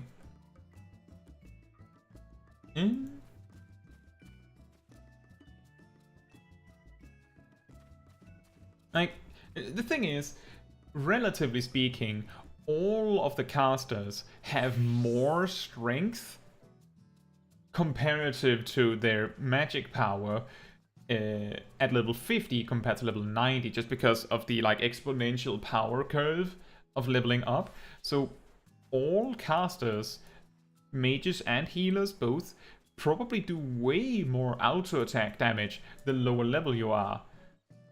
Which is pretty funny because it means that when you're lower level and have less tools to work with, the tools you do have are worth more. And also that is a very interesting test here. 100 damage. Like, I'm 10 levels above Lemon and I'm doing like 10% more damage with my autos. Like 10% more. Meanwhile, I'm probably doing twice the damage with my actual spells. Yeah, it's interesting how that works out. And it also leads to something janky like auto attacks mattering when you're lower level. Right. Gazel sent me a clip of World of Darkness, where everyone is actually doing all the things. So, everyone knows, well, most people know World of Darkness. Normally, I would expect those 3 chimeras to stack in a clump, and then everyone just kind of cleaves and does not, like, focus anything. I will say it would still be better if they were clumped up. Like, it would be more effective if they were stacked, because then you could all cleave, and also there's a single target Doton right there. That should be over there, and those should be in the Doton. But this is the clever part. The interruptible action actually got interrupted. Isn't that incredible? Also, oh there. Is that the only one? There's 2 of them. Both of them got interrupted. We can't see the 3rd one because he wasn't in combat with it. And here we have dealing with the hourglasses, it looks like. Which sometimes people just flat out ignore. By the way, here's a tip. Here's a little weird tip. So, you use bio there. I think what happened is, because I see your character, like, flipped. A really weird detail. You can auto-attack things with your back turned. So you could actually... I'm guessing what happened here is that... So you used Art of War. That shouldn't turn you. I'm guessing that you either pressed forward... I think? I'm pretty sure it shouldn't turn you.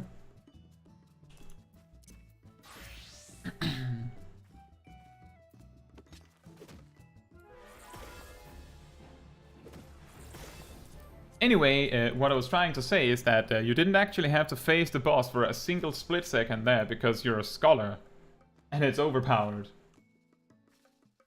Mogostabby says, how do you get the job symbols to appear next to people's nameplates?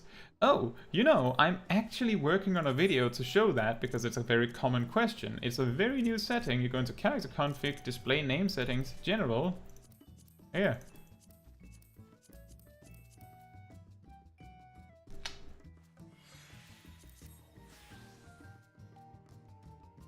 It's a relatively new setting, so a lot of people don't even know about it. It was added like 2 months ago with 6.4, I believe.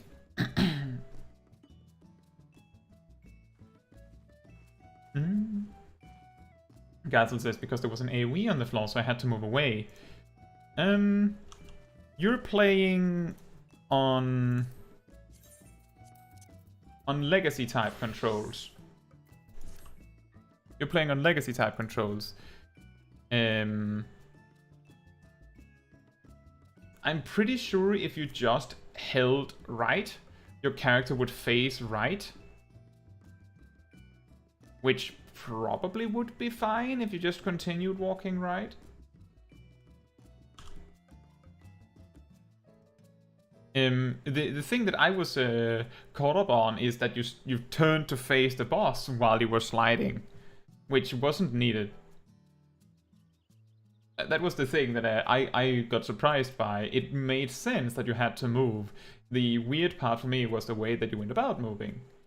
If it was me playing, I would probably just be fighting the boss. Like if Gilano was the boss, I would just be like doing like this, and then when I have to move, I would just go this way.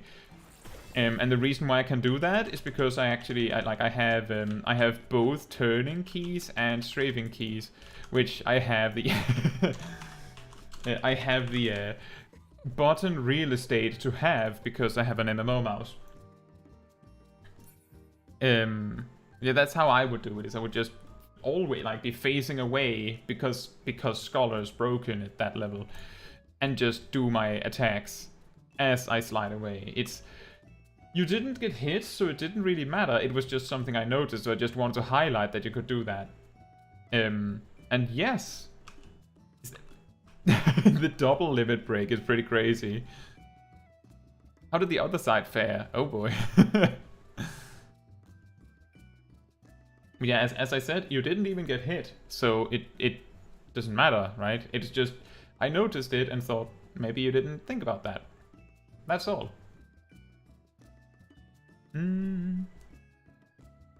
What's happening in this one? Oh, single target dot on.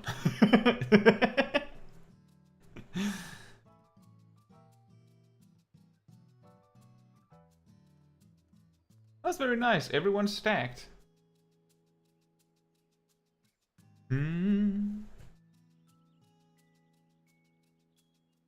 That monk is having a bad time. Oh, the boss didn't turn around all over the place. You know, that it's really sad when something like that is like a sign of a run that goes really well, isn't it? Does the entire group go in? Oh, there's like 4 people that are ready. That's pretty good. Oh, that's pretty good.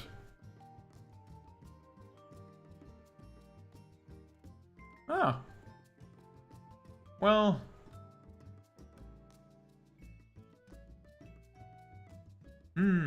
Why can I only see 3 people that are inside? Like, those 3. Did you not get everyone? I'm guessing Alliance A is the one that usually deals with the belly on JP data centers. There it is. Now that looks a lot better. The impressive thing is that there's a lot of people from just one alliance. That is really nice.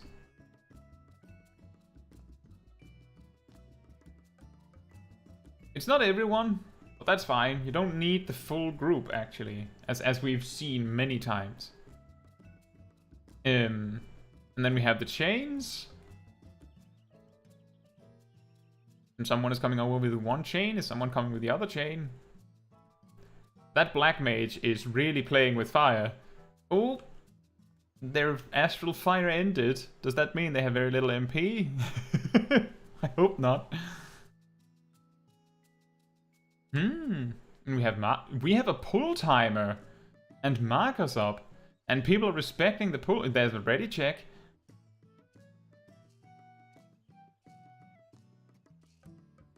Actually, I don't think there was a pull timer there then. There was a ready check. Do all the groups go in their respective hexagons? Looks like it. That is, I don't think I've ever seen that happen. Like, ever. But what I have seen is situations where, because people greeted so hard on the storm mechanic before that, she got so many storms in that ads that I've never seen spawn before spawned and promptly wiped the entire raid because no one knew what to do about it. They're like, what? Ads on the Cloud of Darkness? And then we just died.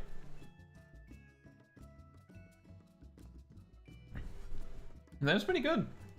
It's pretty nice to see a group that does everything. As I said, again, Gazel, you didn't do anything wrong.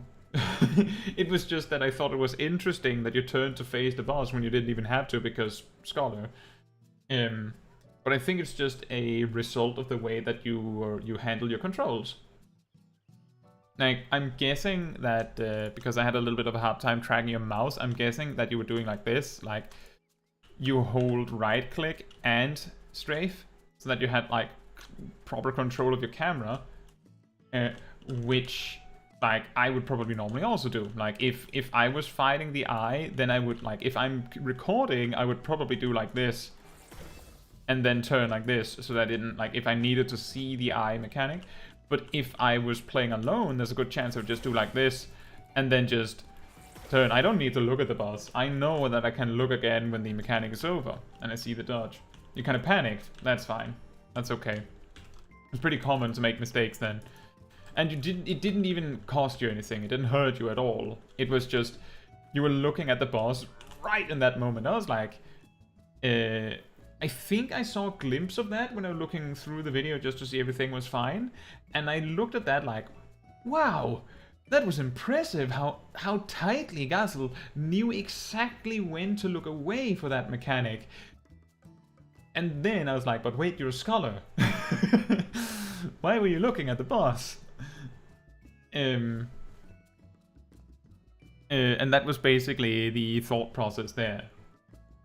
That it was really cool, and then I remembered that it was not needed, and then, now we've talked about it, it was accidentally really cool. Which is even funnier. Right. Next up we have Angel, that has been doing a dungeon. I believe that there is sound in this clip, so I'll just turn my own off. Yoop. Gustavi says, the Power Ranger suit from the fair covers the Viera ears, but like they're still showing. Oh, so that you get like robot ears? That's pretty cool.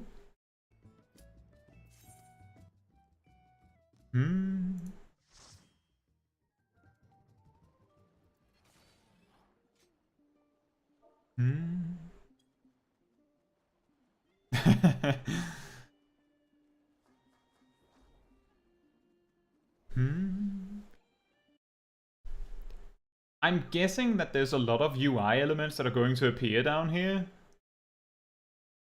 just based on how high your camera, like how low your camera is.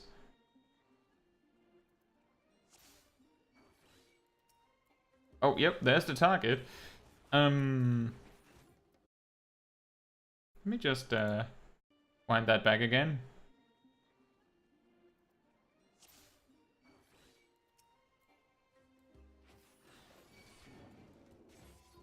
That is an interesting way to pull that pack. But you managed to turn around and do it all anyway. So I've talked about this before. The way that I would pull this is I would target one, which you do. I know. Incredible. You use unmanned on this guy. You make sure your camera is still up and looking forward so the other mobs are on your screen. Then you click tab, provoke the second one, you press tab again, and then you use unmanned on the third one. If you are using cone targeting, this might be less consistent, but if you're using ignore depth, it will actually target this way. You can see it will actually target from left to right. So you target one thing, unmanned, tab, provoke, tab, unmanned. And then you can just keep running. I think it might be confusing to do that if you also insist on using plunge. I would just not use plunge there, personally. And the reason why I stopped at that was because the way that you dashed like that meant that I'm actually surprised that you managed to hit all 3 mobs with Unleash. You've changed stuff around for PvP. Is that the UI thing? Let's see, TBN, Oblation, that's pretty good. And there's the Shadow Wall, that's pretty good. You also use Living Shadows, that was what I was looking for. Like, it's easy to forget to use something like Shadow, like Living Shadow, because some people, like, in their mind, they think that's a single target button, but I'm pretty sure it does AoE damage. And even if it didn't, it'll be up for the boss. Get another TBN. You could use Reprisal here.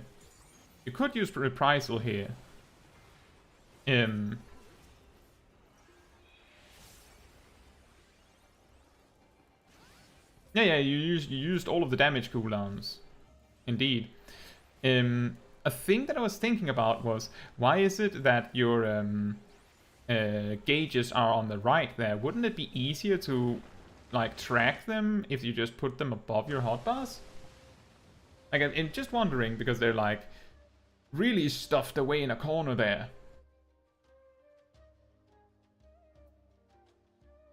You still see them. That's fine. It was like, that's the thing, is that, like, if someone were to judge my UI, they would be like, why do you have your buffs in the, like, very top of your screen? And I just do. I still see them. The only reason I'm asking this is because I would, like, given how you've optimized your UI so much, it surprises me that those things are just stuffed down in the corner. I just want free real estate in the middle because I get distracted. Fair enough. Yeah, the thing is, when I saw that your target bar is here, like, I mean, it could probably be a little bit further down, that would probably be fine. But when you zoom in, all of this UI stuff is going to come real close to your character. And it's very important that you can see your feet when you're fighting, because otherwise you can't see if you're standing in something. Let me just see, you did use TPN, there's Rampart. Good. And Abyssal Drain being used when you can benefit from the healing is also very nice. Is it just me not noticing, or is the Sage not using very much? Are they just not using Karakoli and stuff? There's the Haima at least.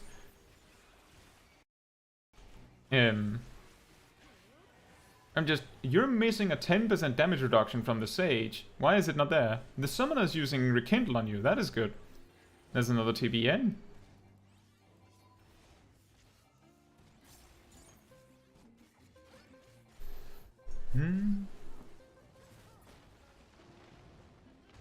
So we have the first boss. I wonder if you do the classic run through the boss to face it away from the team.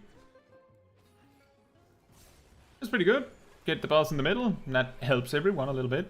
You also pre-casted Blood Weapon and Delirium for a nice opener. Very good.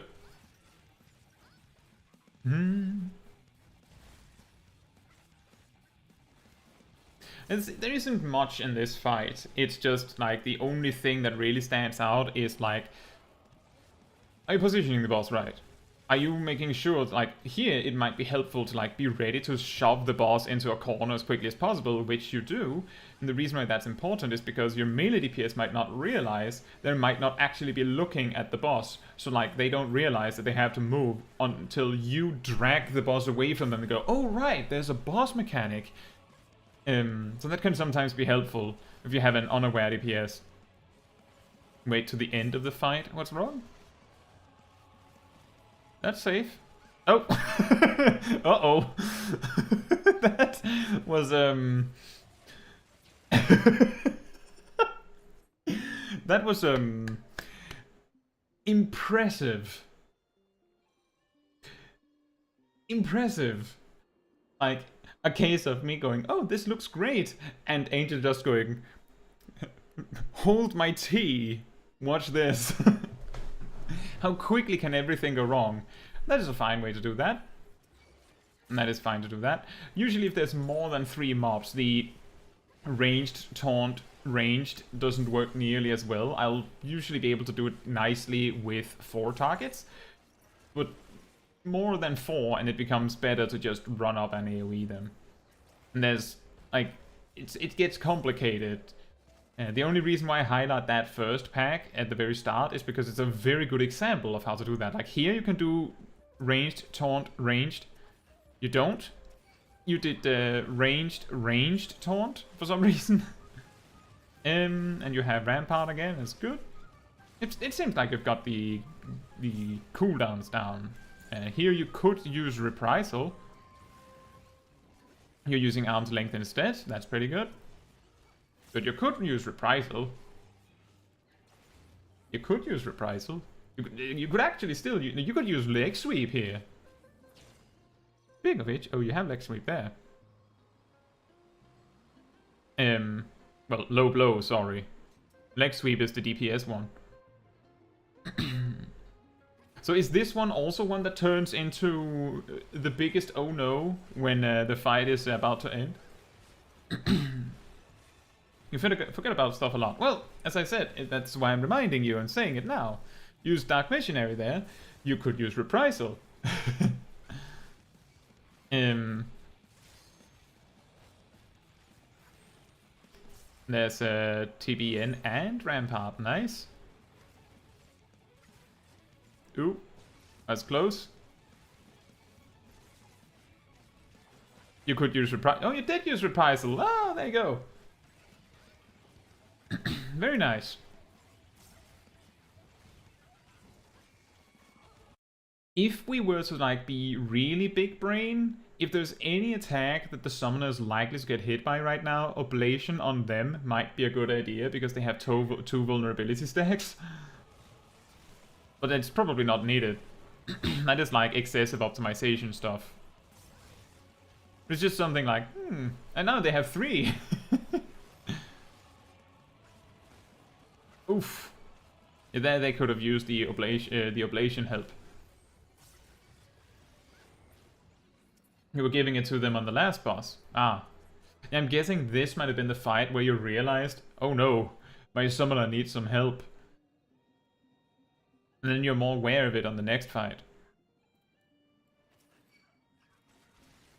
Nice. Yeah, Quietus is probably better for that. If you just need to do a single swing. Normally when I'm doing a big AoE pull, I will always stick around long enough for 2 GCDs just to be absolutely sure, because I've had a lot of experiences with DPS that are so ridiculous that they will over aggro if I just like do 1. So just on the safe side, right? Here you could have done the ranged, taunt ranged again, because there was 3. And that is the key number, and that is a difficult one to deal with as a tank. You could, if you shuffled around a bit, you could probably stuff most of the enemies into the Doton or the Slipstream, but not both.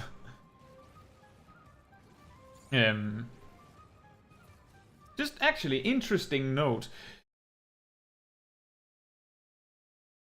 If you see this... So, oh, this is a little hard to see.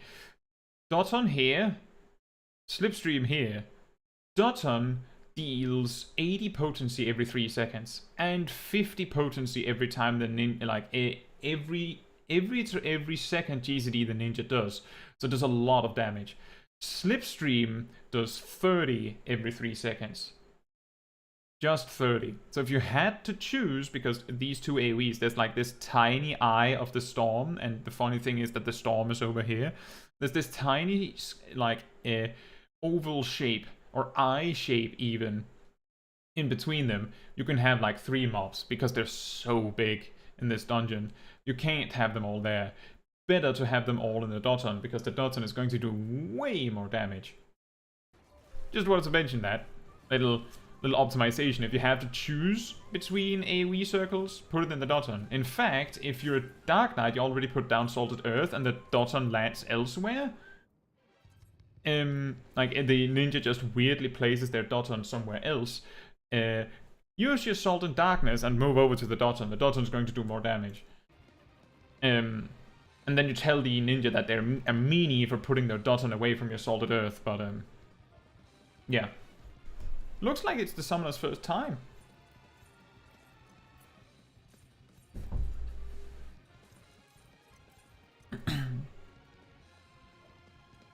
Kilano says, it's so strange to hear this music in 2x. Yeah, I see what you mean.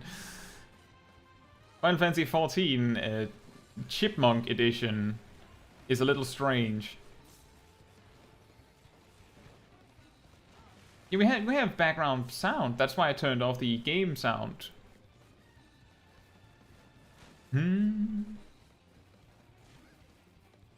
I've been doing this boss a bunch of times as Black Mage recently. It's really, really brutal when the boss decides to do the breath stroke on the other end of the entire arena. Like, you're just there like, oh, well, I mean... just use every single movement tool you have just to, like, waddle over there. Welcome home, Kitsuneko. Telekinesis. That is probably going to... Oh. That was not the configuration I was expecting. Well, Angel mentioned that there was something with the summoner here. They have 1 Vuln stack.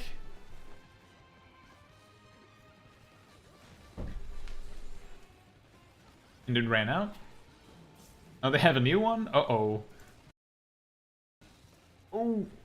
Wow. That's insane. I have had this happen a few times. If you've seen me do this dungeon on stream, you will usually see me move extremely early, or I will even like overshoot and run really far away if I can get to that. Because this happens so much, like all the time. The only reason the summoner even lived, I think, is because there's the Panheimer and there's the Hollis shield, and they probably had more shields as well. Like the TBN came up now. Somehow they lived. The reason why it happens is because you have too little time to like change your mind if someone else chose your side, and there's 4 options and 4 players. So the best way to fix that is to just have 1 person or 2 players even just go somewhere else. That is the most consistent way to avoid that situation. Which is what I do. Because I think so much about these things. It's not needed, you'll probably be fine. But it just sucks when that happens. Gazel says Scholar has the best kit for this boss, probably. Yeah, with Expedient? I mean, I just... just just want to remind everyone that back when Endwalker was being like showed off, there was this video that they usually put out where they like show all of the new actions that jobs get. They typically don't show tooltips or anything, they just show what it looks like. So you see like, oh, here's Sage using Noima, a huge laser beam, and you go, I don't even know what that does, but it looks cool. You see Summoner summon actual Titan, like, I don't know what that does, but it looks cool. And then you get to the healers, and it's like, well, the other healers, and White Mage puts down Liturgy of the Bell and does all that explosive healing. Astrologian puts out Macrocosmos, and I just want to remind you, whoops, that's not it. Just want to remind you that it looks like this and like that, which is pretty cool, right?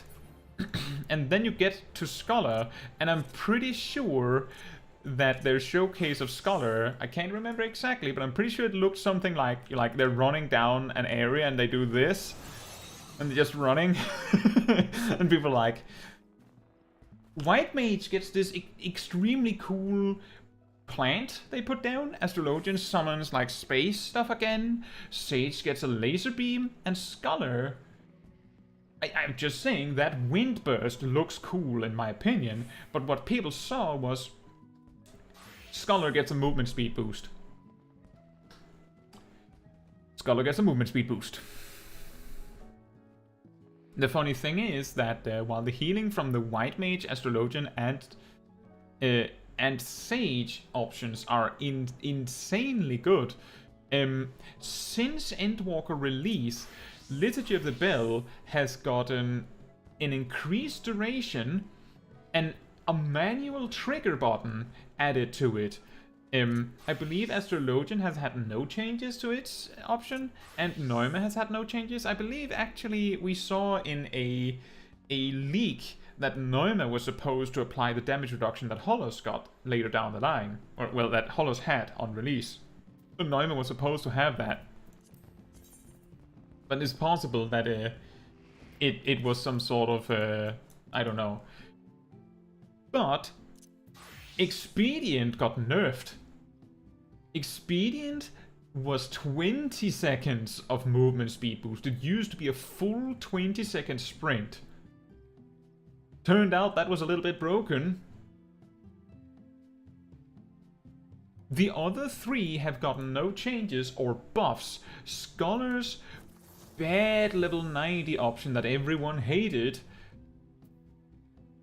is the only one that was so good it needed to be nerfed.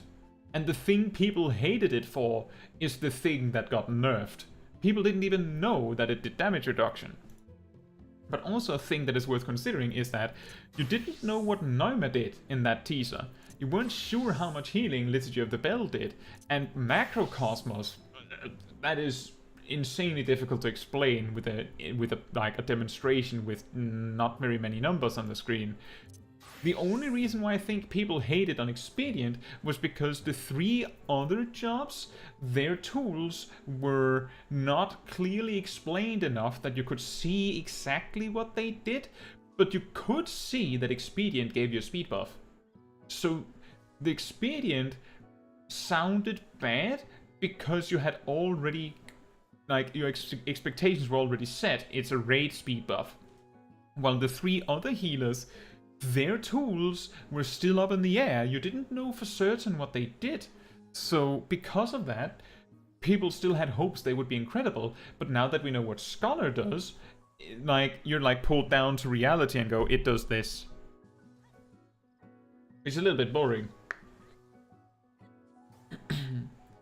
Exactly, Gazel. People were complaining about it until they got their hands on it and realized that a raid-wide speed boost is really nice. Like, I'm pretty sure of the level 90 actions the healers got, Expedient is the most widely applicable one. Like, Noima is good for recovering. Liturgy of the Bell is insane if you can either plan it out so that you get in a situation where it's really good, or if the fight specifically is designed to hit you like 5 times with rate-wide attacks or something like that, which surprisingly many fights do these days, it's almost like they planned it.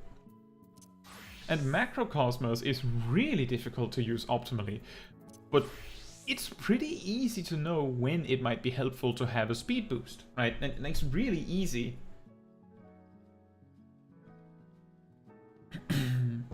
It's pretty funny how that works.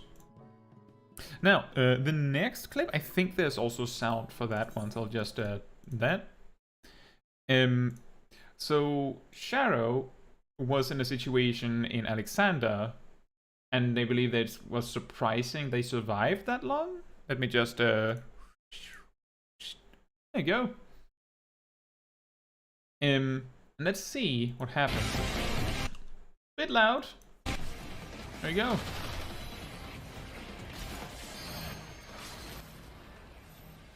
There's a stack marker, and you have 3 people. Did you just do a limit break there?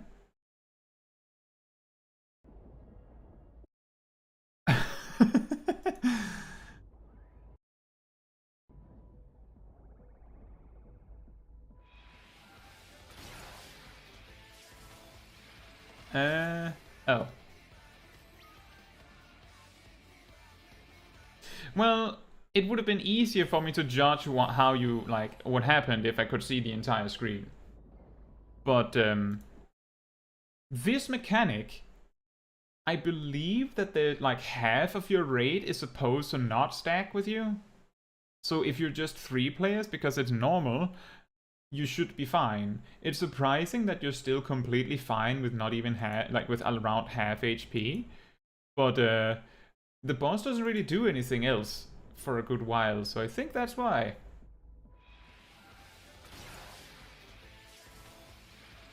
And then there's the thing that killed you was that the boss decided to target you with the following mechanic. Right. So the last clip, I'm just going to turn down the volume a bit just in case. Umiya was tanking as Gunbreaker, and they were doing dead ends. That is a very story significant dungeon. So those that are a little scared of story spoilers, you might want to avert your eyes for a bit. But the thing is that it doesn't make sense without context. So if you're in like Stormblood or even early Shadowbringers of the MSQ, I think you will probably possibly be fine. Right, so Yumiya warned me that they had a quadruple weave very early in the dungeon, and they obviously realized that that is a mistake. So no reason to point that out. I'm back over here. I'm just going to... Well, actually, let's take the first pull slow. Well, Angel, just do level 90 Dungeon Roulette a little bit more often. You will get this surprisingly often. One thing I want to point out is that I think it's very nice and spacious here. With how much space you have. Again, just a suggestion. Since there is the option to split your buffs and debuffs, like your status bar, you could move your buffs and debuffs down here, like down with the rest of your UI, and that might look really nice. I don't know where your target bar is. It might be down here, it might be up here. When we see it, maybe it would also make sense to put that a little bit down here, but then you might have to move your camera a bit so that you have that space, and that might affect it as well. But there's a consideration, like you have a lot of nice view here, like that is really, really good. So it's just a way to like concentrate everything better in the bottom. You can also just not do anything. If you like the way you have it now, do that. That is all. Right. 3 mobs. Is it? It's 3, right? So here you can do the ranged provoke ranged. Let's see what Umiya does. Rough Divide. And then Demon Slice. That's fine, you missed one of them. And then, also, I just noticed something.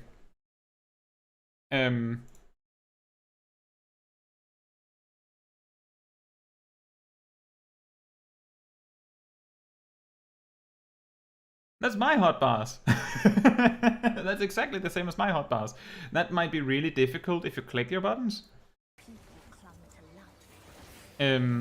Might be a lot easier if you use keybinds.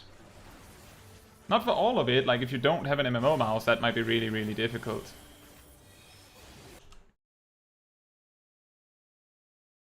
So, let's see what happens here. Let me just rewind that real quick.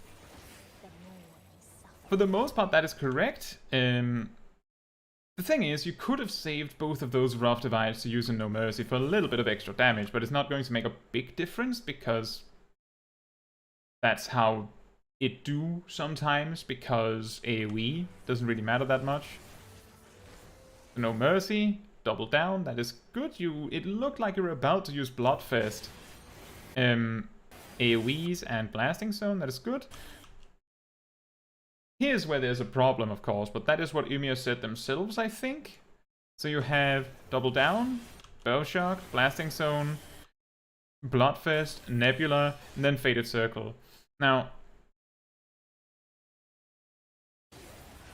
that is not good, but Ymir realized that. So let's move on from that.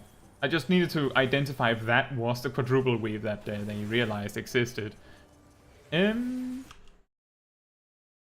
So one thing that I maybe would have done different is you should use Heart of Corundum first.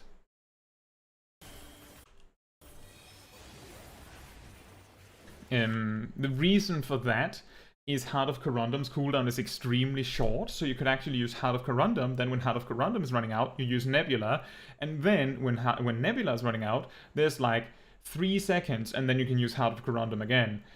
Those 3 seconds, your healer's probably going to be fine. The mobs are probably about to like get mobbed up and finished by that point. So Heart of Corundum, Nebula, Heart of Corundum.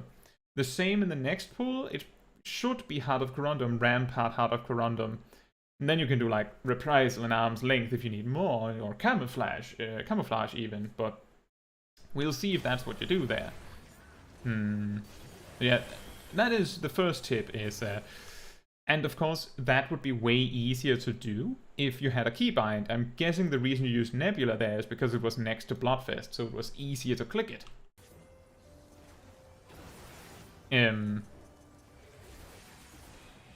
There's also a detail that because Dead End scales you down quite significantly, packs tend to actually last a lot longer here.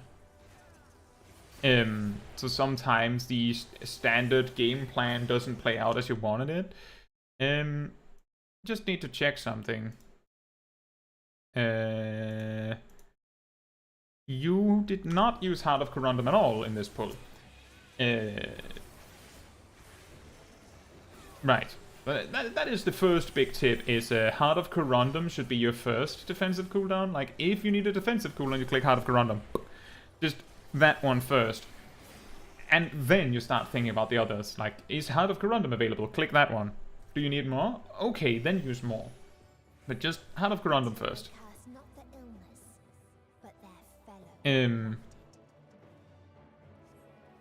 This sprint is pretty fine. There's not that much distance from this pack to the next. Here, normally what I do is I do ranged, provoke ranged, and then as I pass the pack, I do a ranged on the fourth one, because there's so long until you get to the pack that usually it's no problem. It also helps a bit if like someone gets a smack from that mob and it's not the tank, because they'll be fine. It's just one smack. That pack you can also do the ranged, provoke ranged if you want, but because you're not running past it, there's no reason to. You need No Mercy. There's Double Down, Camouflage. You still haven't used Heart of Corundum. There it is. Probably fine. This pack is really, really strong, so that is very scary. Now you have no cooldown, you use Aurora, that's okay, but you need a defensive cooldown, you should use Rampart. You use Reprisal, that's okay, you should... I think your healer would have preferred Rampart, but the mobs are dying now. The reason why it's scary with these is because those big arm boys, these long boys, they hit really hard for some reason. And like they just smack you for crazy damage. Just mentioning it one more time, and then I'm just going to ignore it for the rest. Heart of Corundum should be used like when you reach your standstill, where you're about to like go crazy with your damage. Heart of Corundum, Demon Slice, no mercy, and now you go. Those 8 seconds is plenty to reach the point where you have space to use Nebula after, but like, Heart of Corundum, just, oh, Heart of Corundum is available, boop. Just using it on cooldown even, without even thinking about it, is pretty good, simply because the healing that it provides comes when you need it. Right, so I'm going to speed this up. The mechanics are spaced out, so not much is going to happen here.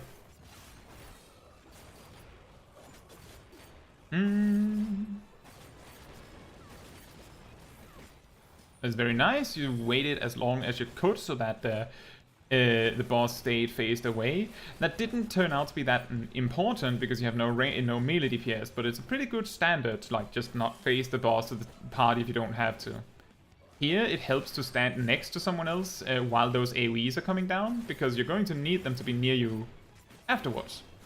Because of the friendship triangle, or whatever you want to call it. Here we have it again. And, oops, there's the donut AoE, don't forget that one. Ooh. Very good. This fight is a lot easier to tank if you don't have any melee DPS to help.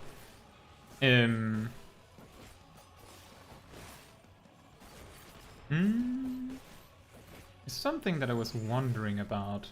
Let me just wind that back. You didn't use double down in that No Mercy. That was all. Double down is your best attack.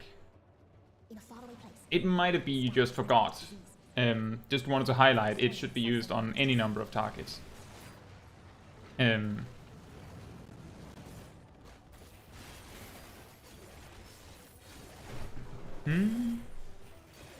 here's something you could do. It's a little hard because the enemy seems to be casting things. You see Slipstream? That mob is not in the Slipstream. So if you move over here, like over here where your job icon here stack is, that mob is going to come in. And that means that your summoner does slightly more damage.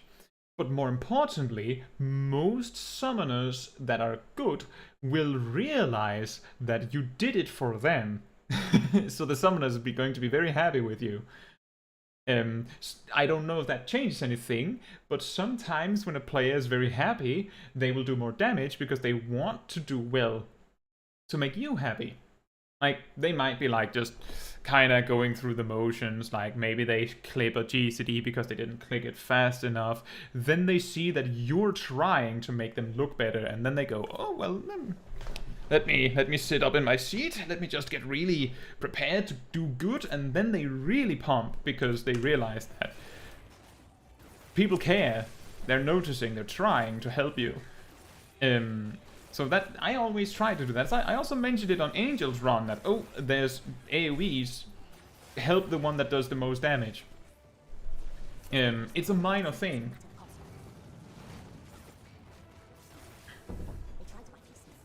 You also used Heart of Corundum in the last fight, that's good.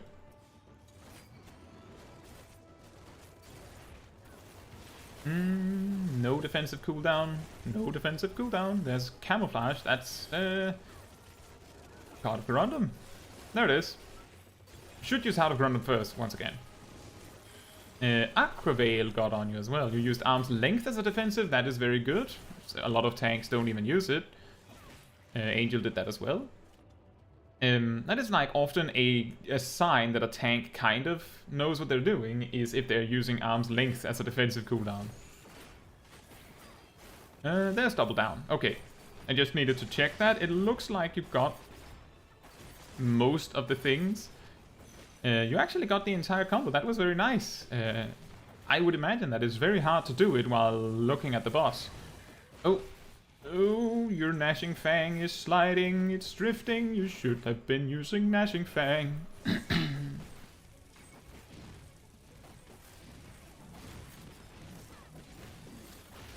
So now we have a new burst.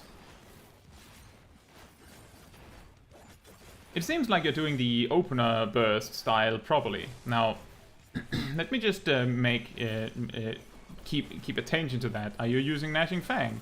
Nope. Nope. Nope. How about Blasting Zone? Nope. Nope. Nope. Remember, there's the odd-minute there's the 30-second mini burst on Gunbreaker after the No Mercy.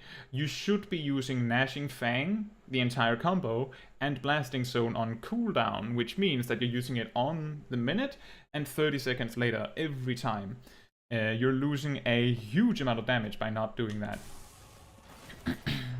And yeah, that's basically it. It looks like you have you have figured out and understood the No Mercy burst, but the 30-second after burst seems to be causing you some trouble.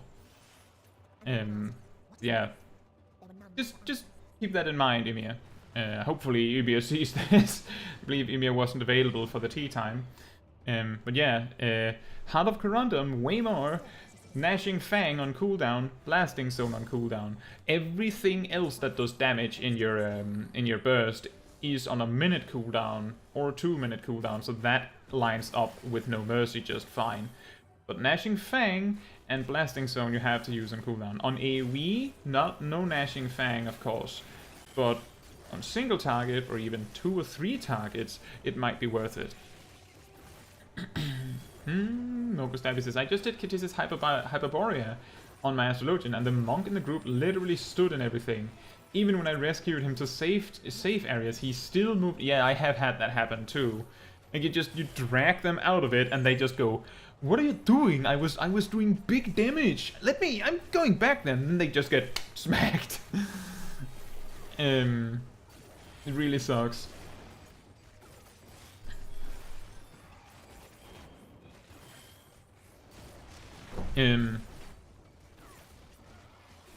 Tristan says, this dungeon was something. Had a sage with broken gear, making Temple of Khan hard take 40 minutes.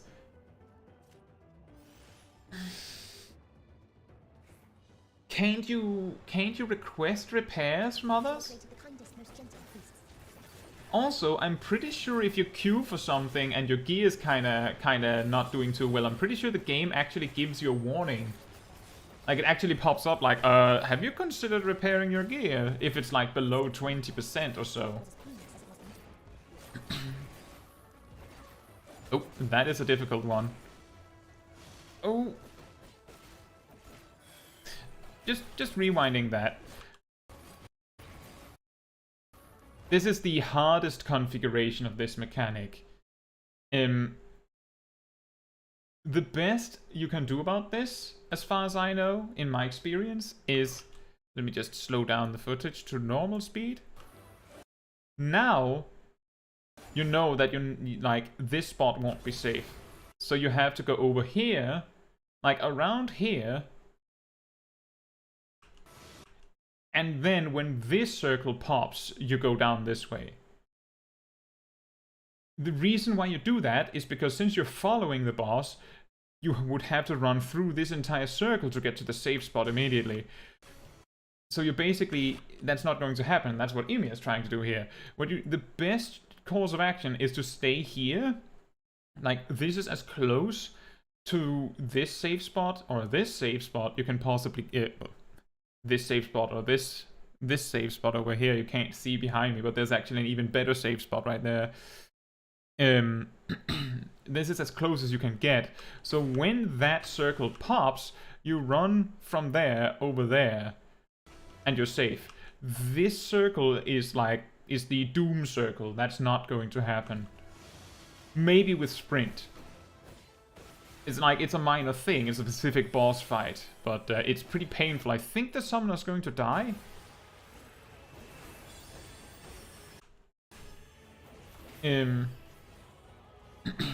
Right. It's a very difficult mechanic when you get that configuration. When it does the full circle around the arena, it's way easier. Oh, I don't think everyone was in the stack. Oh! That was close on the healer as well. Yeah, so the warm glow does like 50% or more of the damage on DPS or a healer. So here we have the easy configuration. There's not much to think about there. You just go for the first safe spot. You could have used Heart of Light there. You could also use Heart of Light on a warm glow earlier. Yeah. That is like a minor detail. It would have reduced the damage, but it wasn't necessarily. And that was something you could do.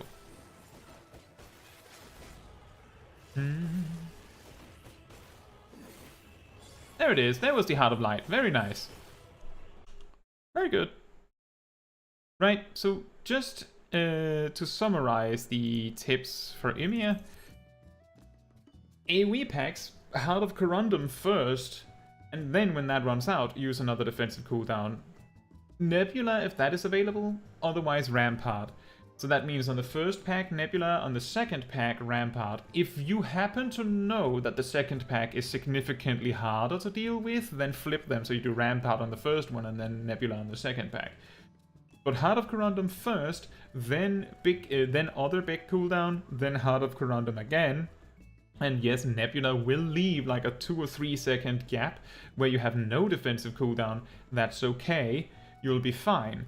If you're not fine, Heart of Corundum's heal will bring you back up to safety. If the fight goes on beyond the second Heart of Corundum, you use Reprisal or Camouflage and or Arm's Length. The thing is, you need these things to like tide you over until you can use Heart of Corundum again. The entire game plan of Gunbreaker is basically to survive to each Heart of Corundum. It's pretty funny because it's the same Warrior does. The big difference is that Warrior's Bloodwetting is so insanely overpowered that it just goes full health. It doesn't even matter if you're nearly dead by the time Bloodwetting is ready again because it just resets the fight. It's insane, but Gunbreaker does something similar. Paladin also works like that. And of course, if the pack you're pulling does so much damage that Heart of Corundum, or even Nebula, isn't enough on its own, then use more. The key thing is use Heart of Corundum a lot more. That is the first tip. The second tip is Gnashing Fang on cooldown and Blasting Zone on cooldown on a single target. Blasting Zone on cooldown on any number of targets, but Gnashing Fang on cooldown on a single target. If it drifts because you forget, the key thing is if Gnashing Fang still will fit in No Mercy, that's fine. That's the tips that I have there. Let me just catch up on chat. Nick Van Dam says, I tried SAM Samurai thinking it would be easier than Dragoon. Ended up liking Dragoon more. Fair enough. It depends on how difficult you find the Dragoon buff stacking and stuff like that. Whether you find Dragoon harder or not, I think. Samurai also has its own difficulties with lining up bursts and managing Higanbana. I personally enjoy Samurai more, but that is like preference thing. Glad to hear that you found what you liked at least, instead of like just being stuck. And Tristan says you get a warning. You can still get in. Yes, that is true. If you try to queue for something when your gear is nearly broken, the game will tell you that your gear is nearly broken, but it will not prevent you from going in. What I meant to say with that, Tristan, is that that sage that entered with broken gear had everything on the table to tell them that they were making a mistake, and they just did it anyway. So, like, I'm just saying, that's not really cool, is it? It's not a very cool move. Kitsuneko mentions the same thing, it does give reminders. And Nick Van Dam says, I hope update to Dragoon won't spoil my rotation. I'm hoping that whatever they do with Dragoon in 7.0 is going to feel like Dragoon still, so the mains of Dragoon don't get, don't lose their job. And Tristan says, I forgot about mending. The thing is, if the Sage was higher level than you, like significantly higher level, there's a chance that their gear would specifically require grade 8 dark matter to get repaired and require your job to be level 90 or 80, so you might not even be able to help them. And I'm mentioning that because I believe, Tristan, you haven't finished Endwalker yet, right? That depends. Kitsuneko says, after stream, I will take the link in chat to Emir from when you start watching the clip. Thank you. Angel says, I remember once in Lapis Manalis I had to, well, solo the second boss from 30% because everyone in my team died and I was abusing Living Dead.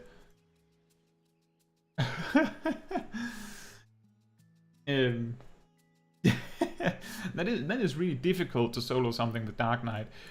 A fun thing... Wait, was someone dead there? The fun thing is, I realized back in Shadowbringers, simply by virtue of my team dying, that I could solo the final boss in Grand Cosmos as a Dark Knight. I think I've also done the Amarod final boss as a Dark Knight, but I'm not... I can't remember that as clearly. I specifically remember the Grand Cosmos one, because that was funny. The reason why everyone died was because people messed up the mechanics, so the furniture you needed to get rid of the Mortal Flame debuff, most of it was gone. There was only 2 pieces of furniture left. The tank, grabbed one, and one of the DPS that didn't have a raise stole the other one, like inches before the healer who I was queuing with. So the healer just stood there like, really? And just kind of just died. And then that DPS of course died because they didn't have any healing. And then I soloed the boss from like 50% because the boss doesn't really do very much after that second Mortal Flame. Ritharion says, it was fun watching your dungeon inside there. Thank you. I'm glad you find it interesting. That is a part of what we do here on the Tea Times, is that people send in their clips and then I'll try to give some advice on it. If we don't have any clips, then I might just showcase some of my own stuff to demonstrate what you can do. But recently we have had no trouble finding people that want to send a clip that I can give some advice on. And Tristan says, not the best move they did, but it also took us 10 to 15 minutes before figuring out what was making it so they did so little damage and healing. I had one time in Aurum Vale where both the tank and the healer had like level 30 to 35 gear. We could not beat the first boss because the tank could not hold aggro in Shadowbringers, and the healer did not have enough healing output to actually heal us through the damage. So we had to we had to rush to kill the boss quickly, but the DPS, which was me and another person, couldn't go full blast because then we would over-aggro the tank. And if we over-aggroed the tank, we would die because the healer could not deal with the damage on us instead. So we ultimately had to abandon, notably because it's not like there is not a there's not a kick reasoning that person is undergeared or underperforming. That is not a legitimate reason to kick someone. And the tank and the healer refused to leave on their own accord, so we just abandoned instead. And just for the record, me and the other DPS was in full Ironworks Magitech at level 130 gear, so it wasn't us.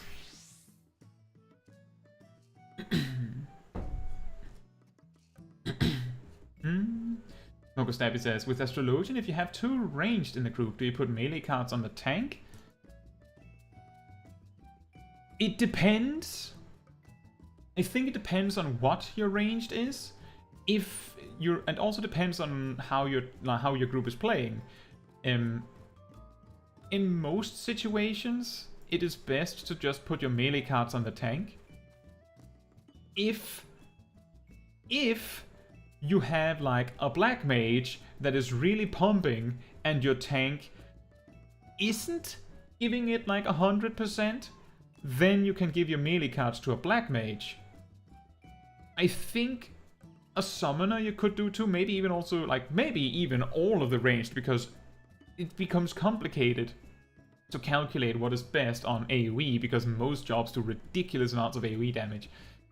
So it depends. If you have ACT, on your own risk, of course, you can just, if one of your ranged DPS is doing twice the damage of your tank, then just put the melee cards on them. If you don't have ACT, then you basically just have to eye it. Is the tank barely playing? Like, if you know the tank job in particular, you might be able to like gauge like, that warrior isn't using inner release on cooldown, or that Dark Knight seems to not be using Shadowbringer very much, or I haven't seen this Gunbreaker use double down. Things like that. And if they're not using their tools, then they're probably doing way less damage, because tanks just barely can keep up with like DPS to be better than putting the melee card on a ranged. But here's the important thing, Mogostabby. Whether you put the melee card on the tank or on the ranged is going to make a very small difference in the clear time of the dungeon. We talked about this in, I think at the previous tea time, we had a clip of Fila that was very focused on giving the correct card type to players, which resulted in their own Astrodyne getting messed up. Your first priority is getting a card that you want.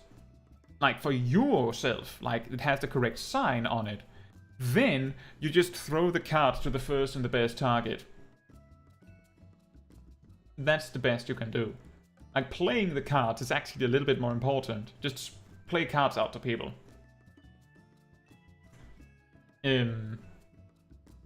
Dritharian says...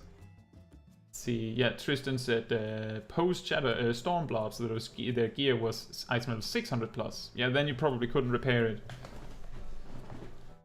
Dritharian says Dark Knight gives me issues in dungeons. Dark Knight is very difficult. A lot of Dark Knights don't use TPN on cooldown. If we just rewind to me on Umia in the Dead Ends, I was like basically saying, use Heart of Corundum on cooldown. You're making a mistake if you're not using Heart of Corundum on cooldown in dungeon pulls.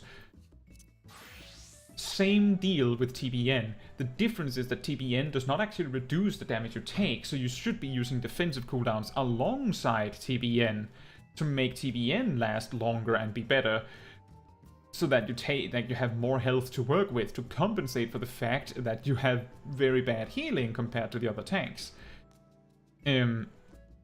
Most Dark Knights don't do this, because they might do TPN on pull and then they just go, wah, Flood of Shadow, blah, blah, blah, blah, and then they don't have any MP left to use TPN the second time. Coco's here. So that would explain, I think.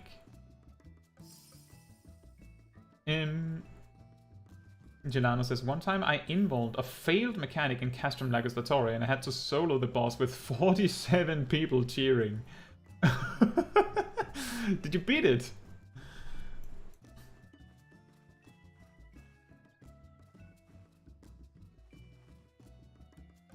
Hey Swan, how are you doing? You had some tea with you, excellent.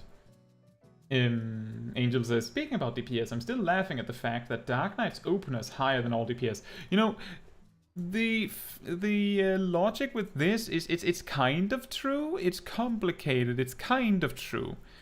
Let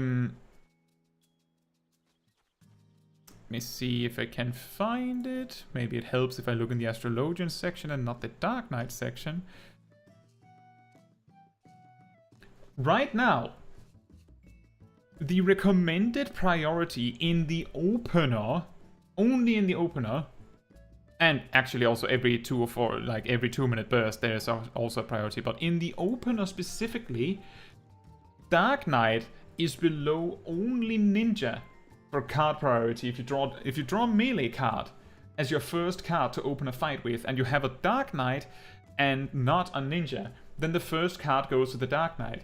The second card can go to someone else, but the first card, if it is a melee card, then it goes to the Dark Knight. On every 2-minute burst after that, Dark Knight is below both Samurai and Ninja, but Dark Knight actually does better burst damage than Reaper, Dragoon, and Monk.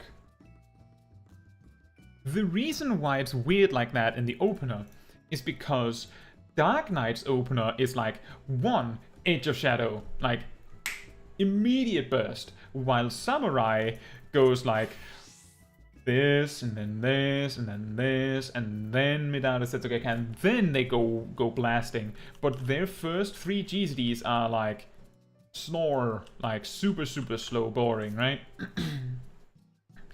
And that applies for most of the melee DPS. They kind of have a sleep for the first few GZDs, whereas the Dark Knight just goes wham and just nukes. Oh, so someone bought my cherry pink die. Excellent. That is the reason. Mogustavi says, couldn't it the same be said for Gunbreaker? Apparently not. And Gunbreaker's opener starts like this. Just, the slow one starts like this. And then you know Mercy. But that's half of the first card just wasted on you just kind of standing there going,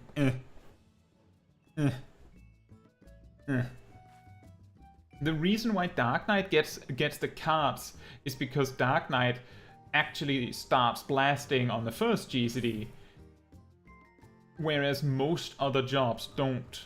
Like, most jobs, they take like 1, 2, 3 GCDs before they start blasting. Dark Knight has so many things it needs to get done that it kind of begins immediately. And then its burst is also just ridiculously massive. Like, on top of that.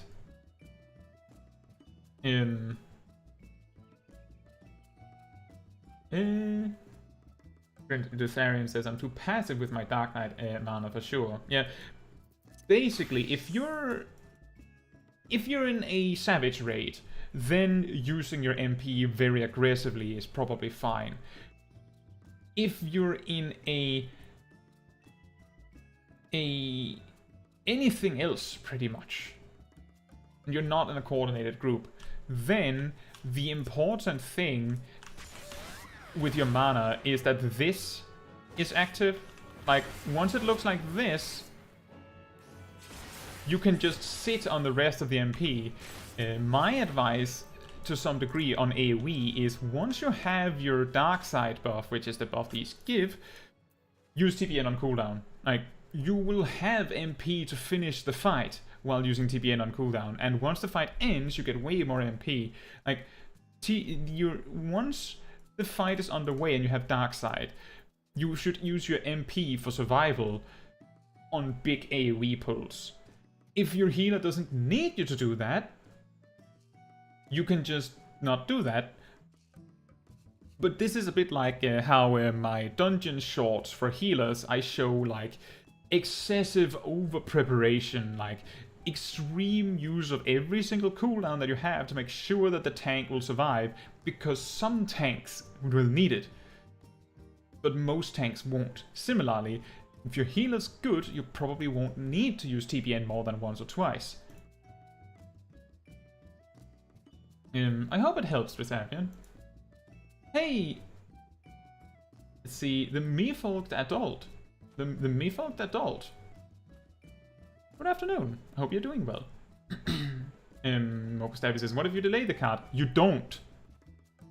You do not delay the card. Like, if you're in a coordinated group, or any group where their damage matters, this is not how it looks when you open. So if you delay the card 3 GCDs, then it means that you have more stuff to do when your divination should be used.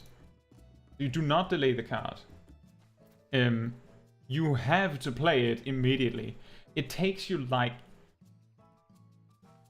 at least 3 GCDs to spend all of your cards done perfectly. If anything goes wrong, like you have to redraw, you probably have to redraw, then it might take 4 or 5 GCDs, and you want to make sure that all of the cards have already been like tossed out by the time people start bursting. So you do not delay the card. That's why there's a priority based on the first card you draw, because Dark Knight just gets slightly more out of the first card. Basically, done perfectly, your first card goes on the Dark Knight just before they use Edge of Shadow, pretty much.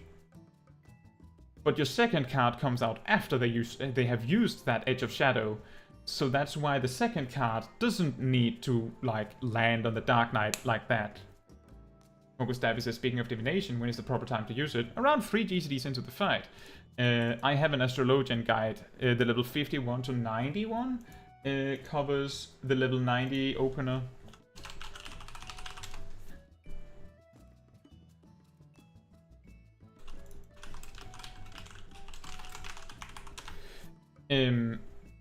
That is of course in a coordinated group optimally. That still can be done. Obviously, if you're not in coordinated group, the important thing is to use divination soon, quickly, on cooldown.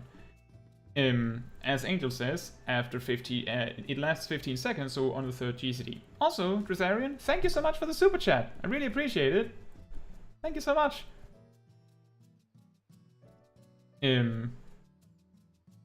Yeah, around 3 GCDs in is where most jobs use their burst. You will also see this if you see any of my job guides, the level 51 to 90 ones, the level 90 opener, you will see most of them, they're like doing very little for the first 3 GCDs and then just everything, because that's how it works. That is like team coordination. If you're not in a coordinated team, using your cooldowns when they're there is often better, so you just go like Fall Malefic Divination. If that's what you want to in a not coordinated group. But when is the proper time is around 3 GCDs in and then on cooldown.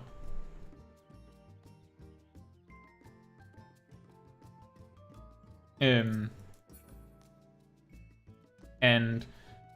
that's basically the 2-minute burst meta in a nutshell.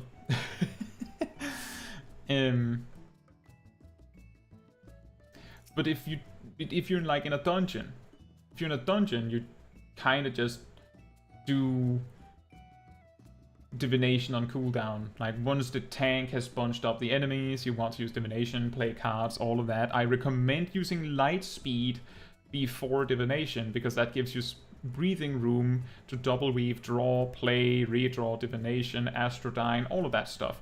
Part of the reason why you want to have your 3 cards played like that quickly in the opener is also because you want astrodyne to overlap with divination and you need to play all 3 cards to do that.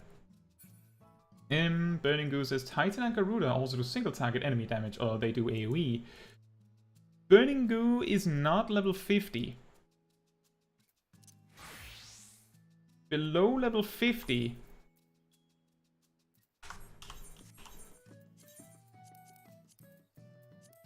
see.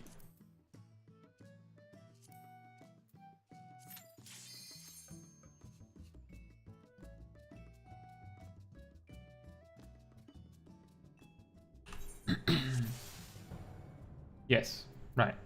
So, below level 50, Ifrit does single target damage. Titan does single target damage. But specifically Garuda is really weird. So you can see Summon Ruby does 400, Ifrit does 500, Summon Topaz does 400, Titan does 500. So it's just a straight upgrade, right? Emerald does 400, but Garuda does 100. But it's AoE, which means it does 500 if there's 5 targets. I talk about this in detail in the level 1 to 50 summoner guide.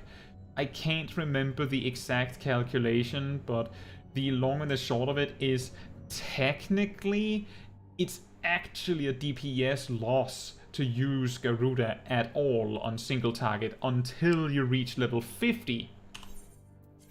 And the reason why that is because at level 50 you get this trait called Enkindle, which upgrades Ifrit to do 600 and an AoE component. Titan does 600 and an AoE component, and Garuda does 600 and an AoE component. So now they're all equal again. But specifically from level 45 to 49, Summon Garuda is technically a DPS loss on single target to even use, unless the fact that it is instant and Emerald Ruin is instant helps you to keep up the attack while you have to move. In any other situation, you should just not use it in level 45 to 49 on single target. If it's a wee different story, once you reach level 50, you can just grab all that information and just throw it out, because now it's fine again. You just use Summon Garuda. Mogustavi says, I miss the Eggies. Well, you can actually choose to make your Eggy, well, your Kabungle look like any of the Eggies with a command, the Eggy Glamour commands. So you can still get it if you want. You just only get one of them. I'm more sad that you don't get to use the Kabungles as your summons at level 90. I want to summon a giant Kabungle instead of Titan.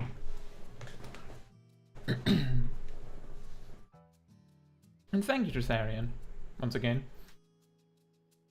Thought says, I leveled only Scholar to 90, so now I need to go back and do all the summoner job quests and really read up on how to play the class. Well, if you need it, as I said, have the job guides. Angel says, when does Emerald Ruin not a DPS loss? Because I know on level 70 you just don't use it unless you really need to run 24/7.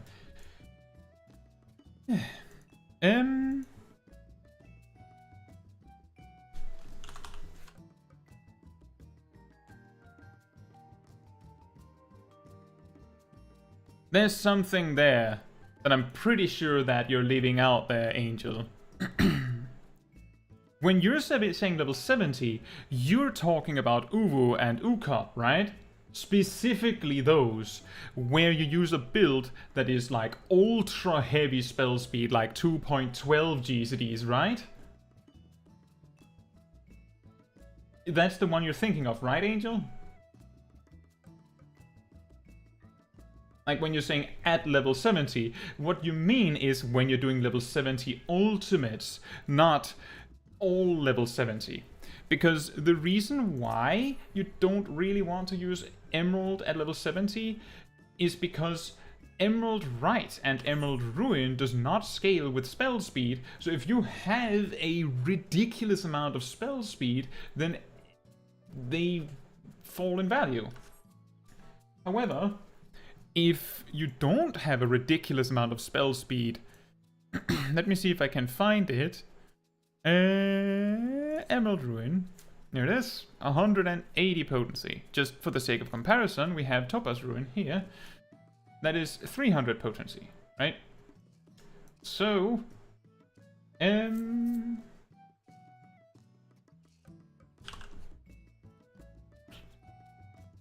we have a calculator.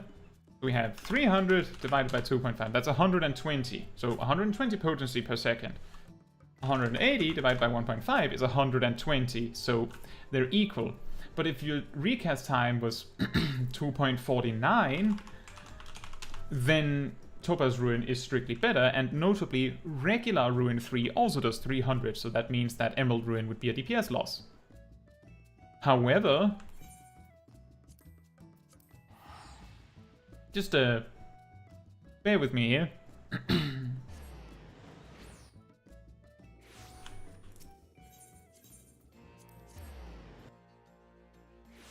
Double loading screen.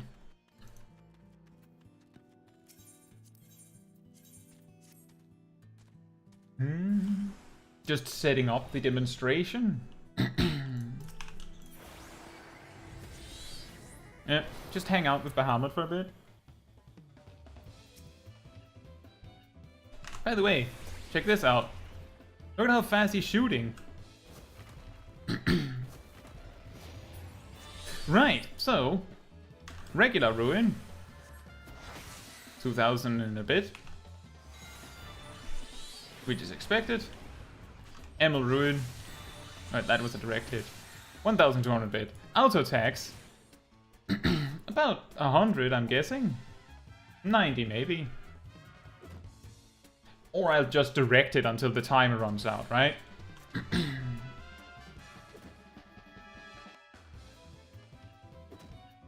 Yeah, about 90. So, whenever you cast Ruin, regular Ruin, it actually delays your auto attack by 1 second, and your auto attack has a cooldown of 3.12. So that means that your auto attack... Let me just write this down. And that was around 2100 as I recall. Your auto attacks do 90 every 3.2 seconds. 3.12 seconds. So that's around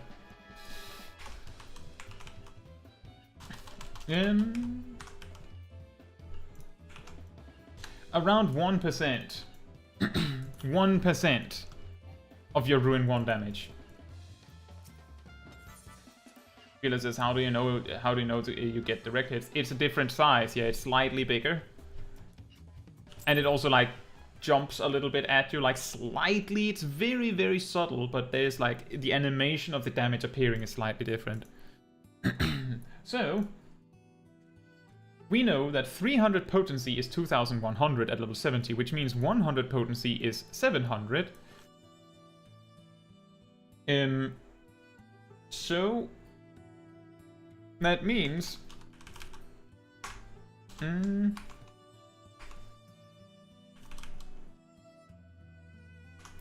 me just figure out how I can calculate this. That means your auto attacks are 4 potency. Which means that every time you use regular Ruin 3, that is actually 200. Right, I'm level 90 again. Ruin 3 is 300 potency, but you're postponing your auto attack by 1 second, and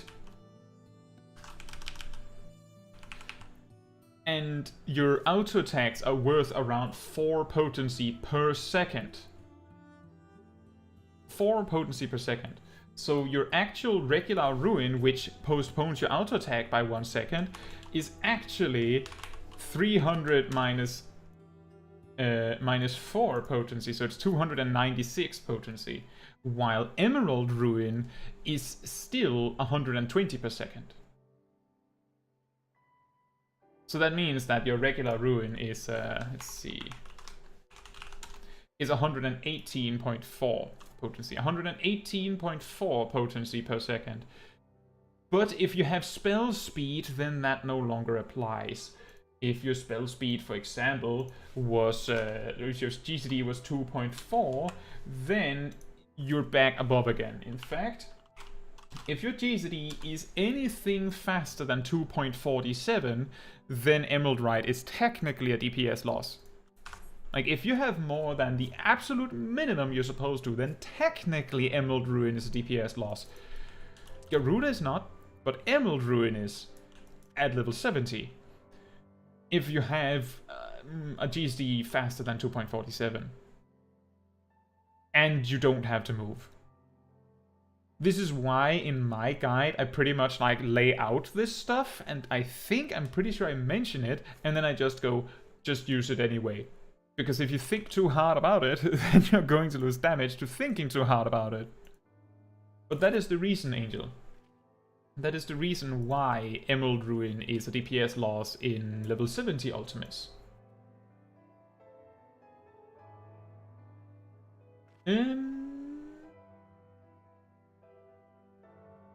Right. I don't think I... Oh wait, Thoughts said your guides are great. Once I found that ninja opener shot you posted, that was my intro to your channel. Consider me grateful for all the work you do. Thank you so much. Yeah, it's the Emerald Ruin thing is very, very specific. Fortunately, when you get Emerald right, it's not even remotely a DPS loss. It's actually like always good. Fortunately, so you don't have to sit with all the math.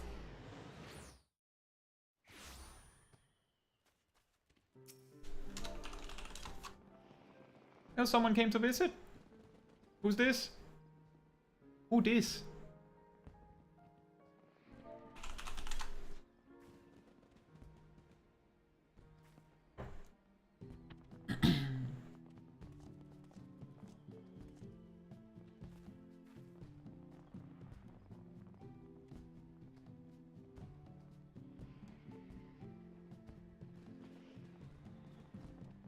Right, so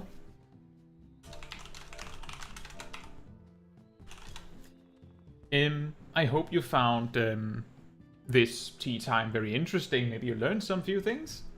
Hopefully, we went over a lot of stuff. In around 5 minutes, my high-level Black Mage guide is actually releasing.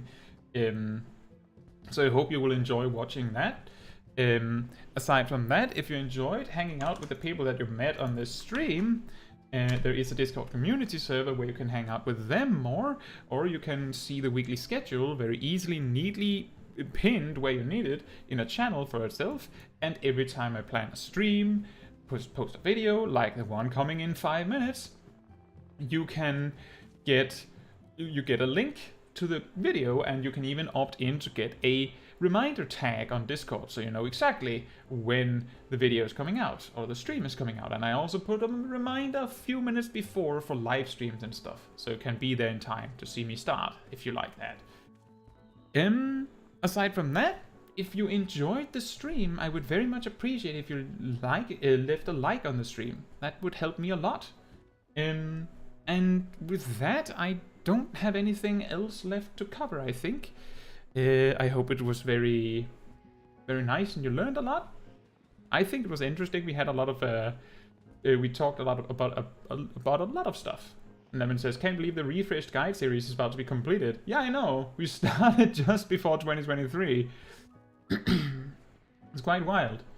Thank you all so much for watching, and good evening, or morning or afternoon, depending on where you are in the world. And I hope to see you all very soon. Bye-bye!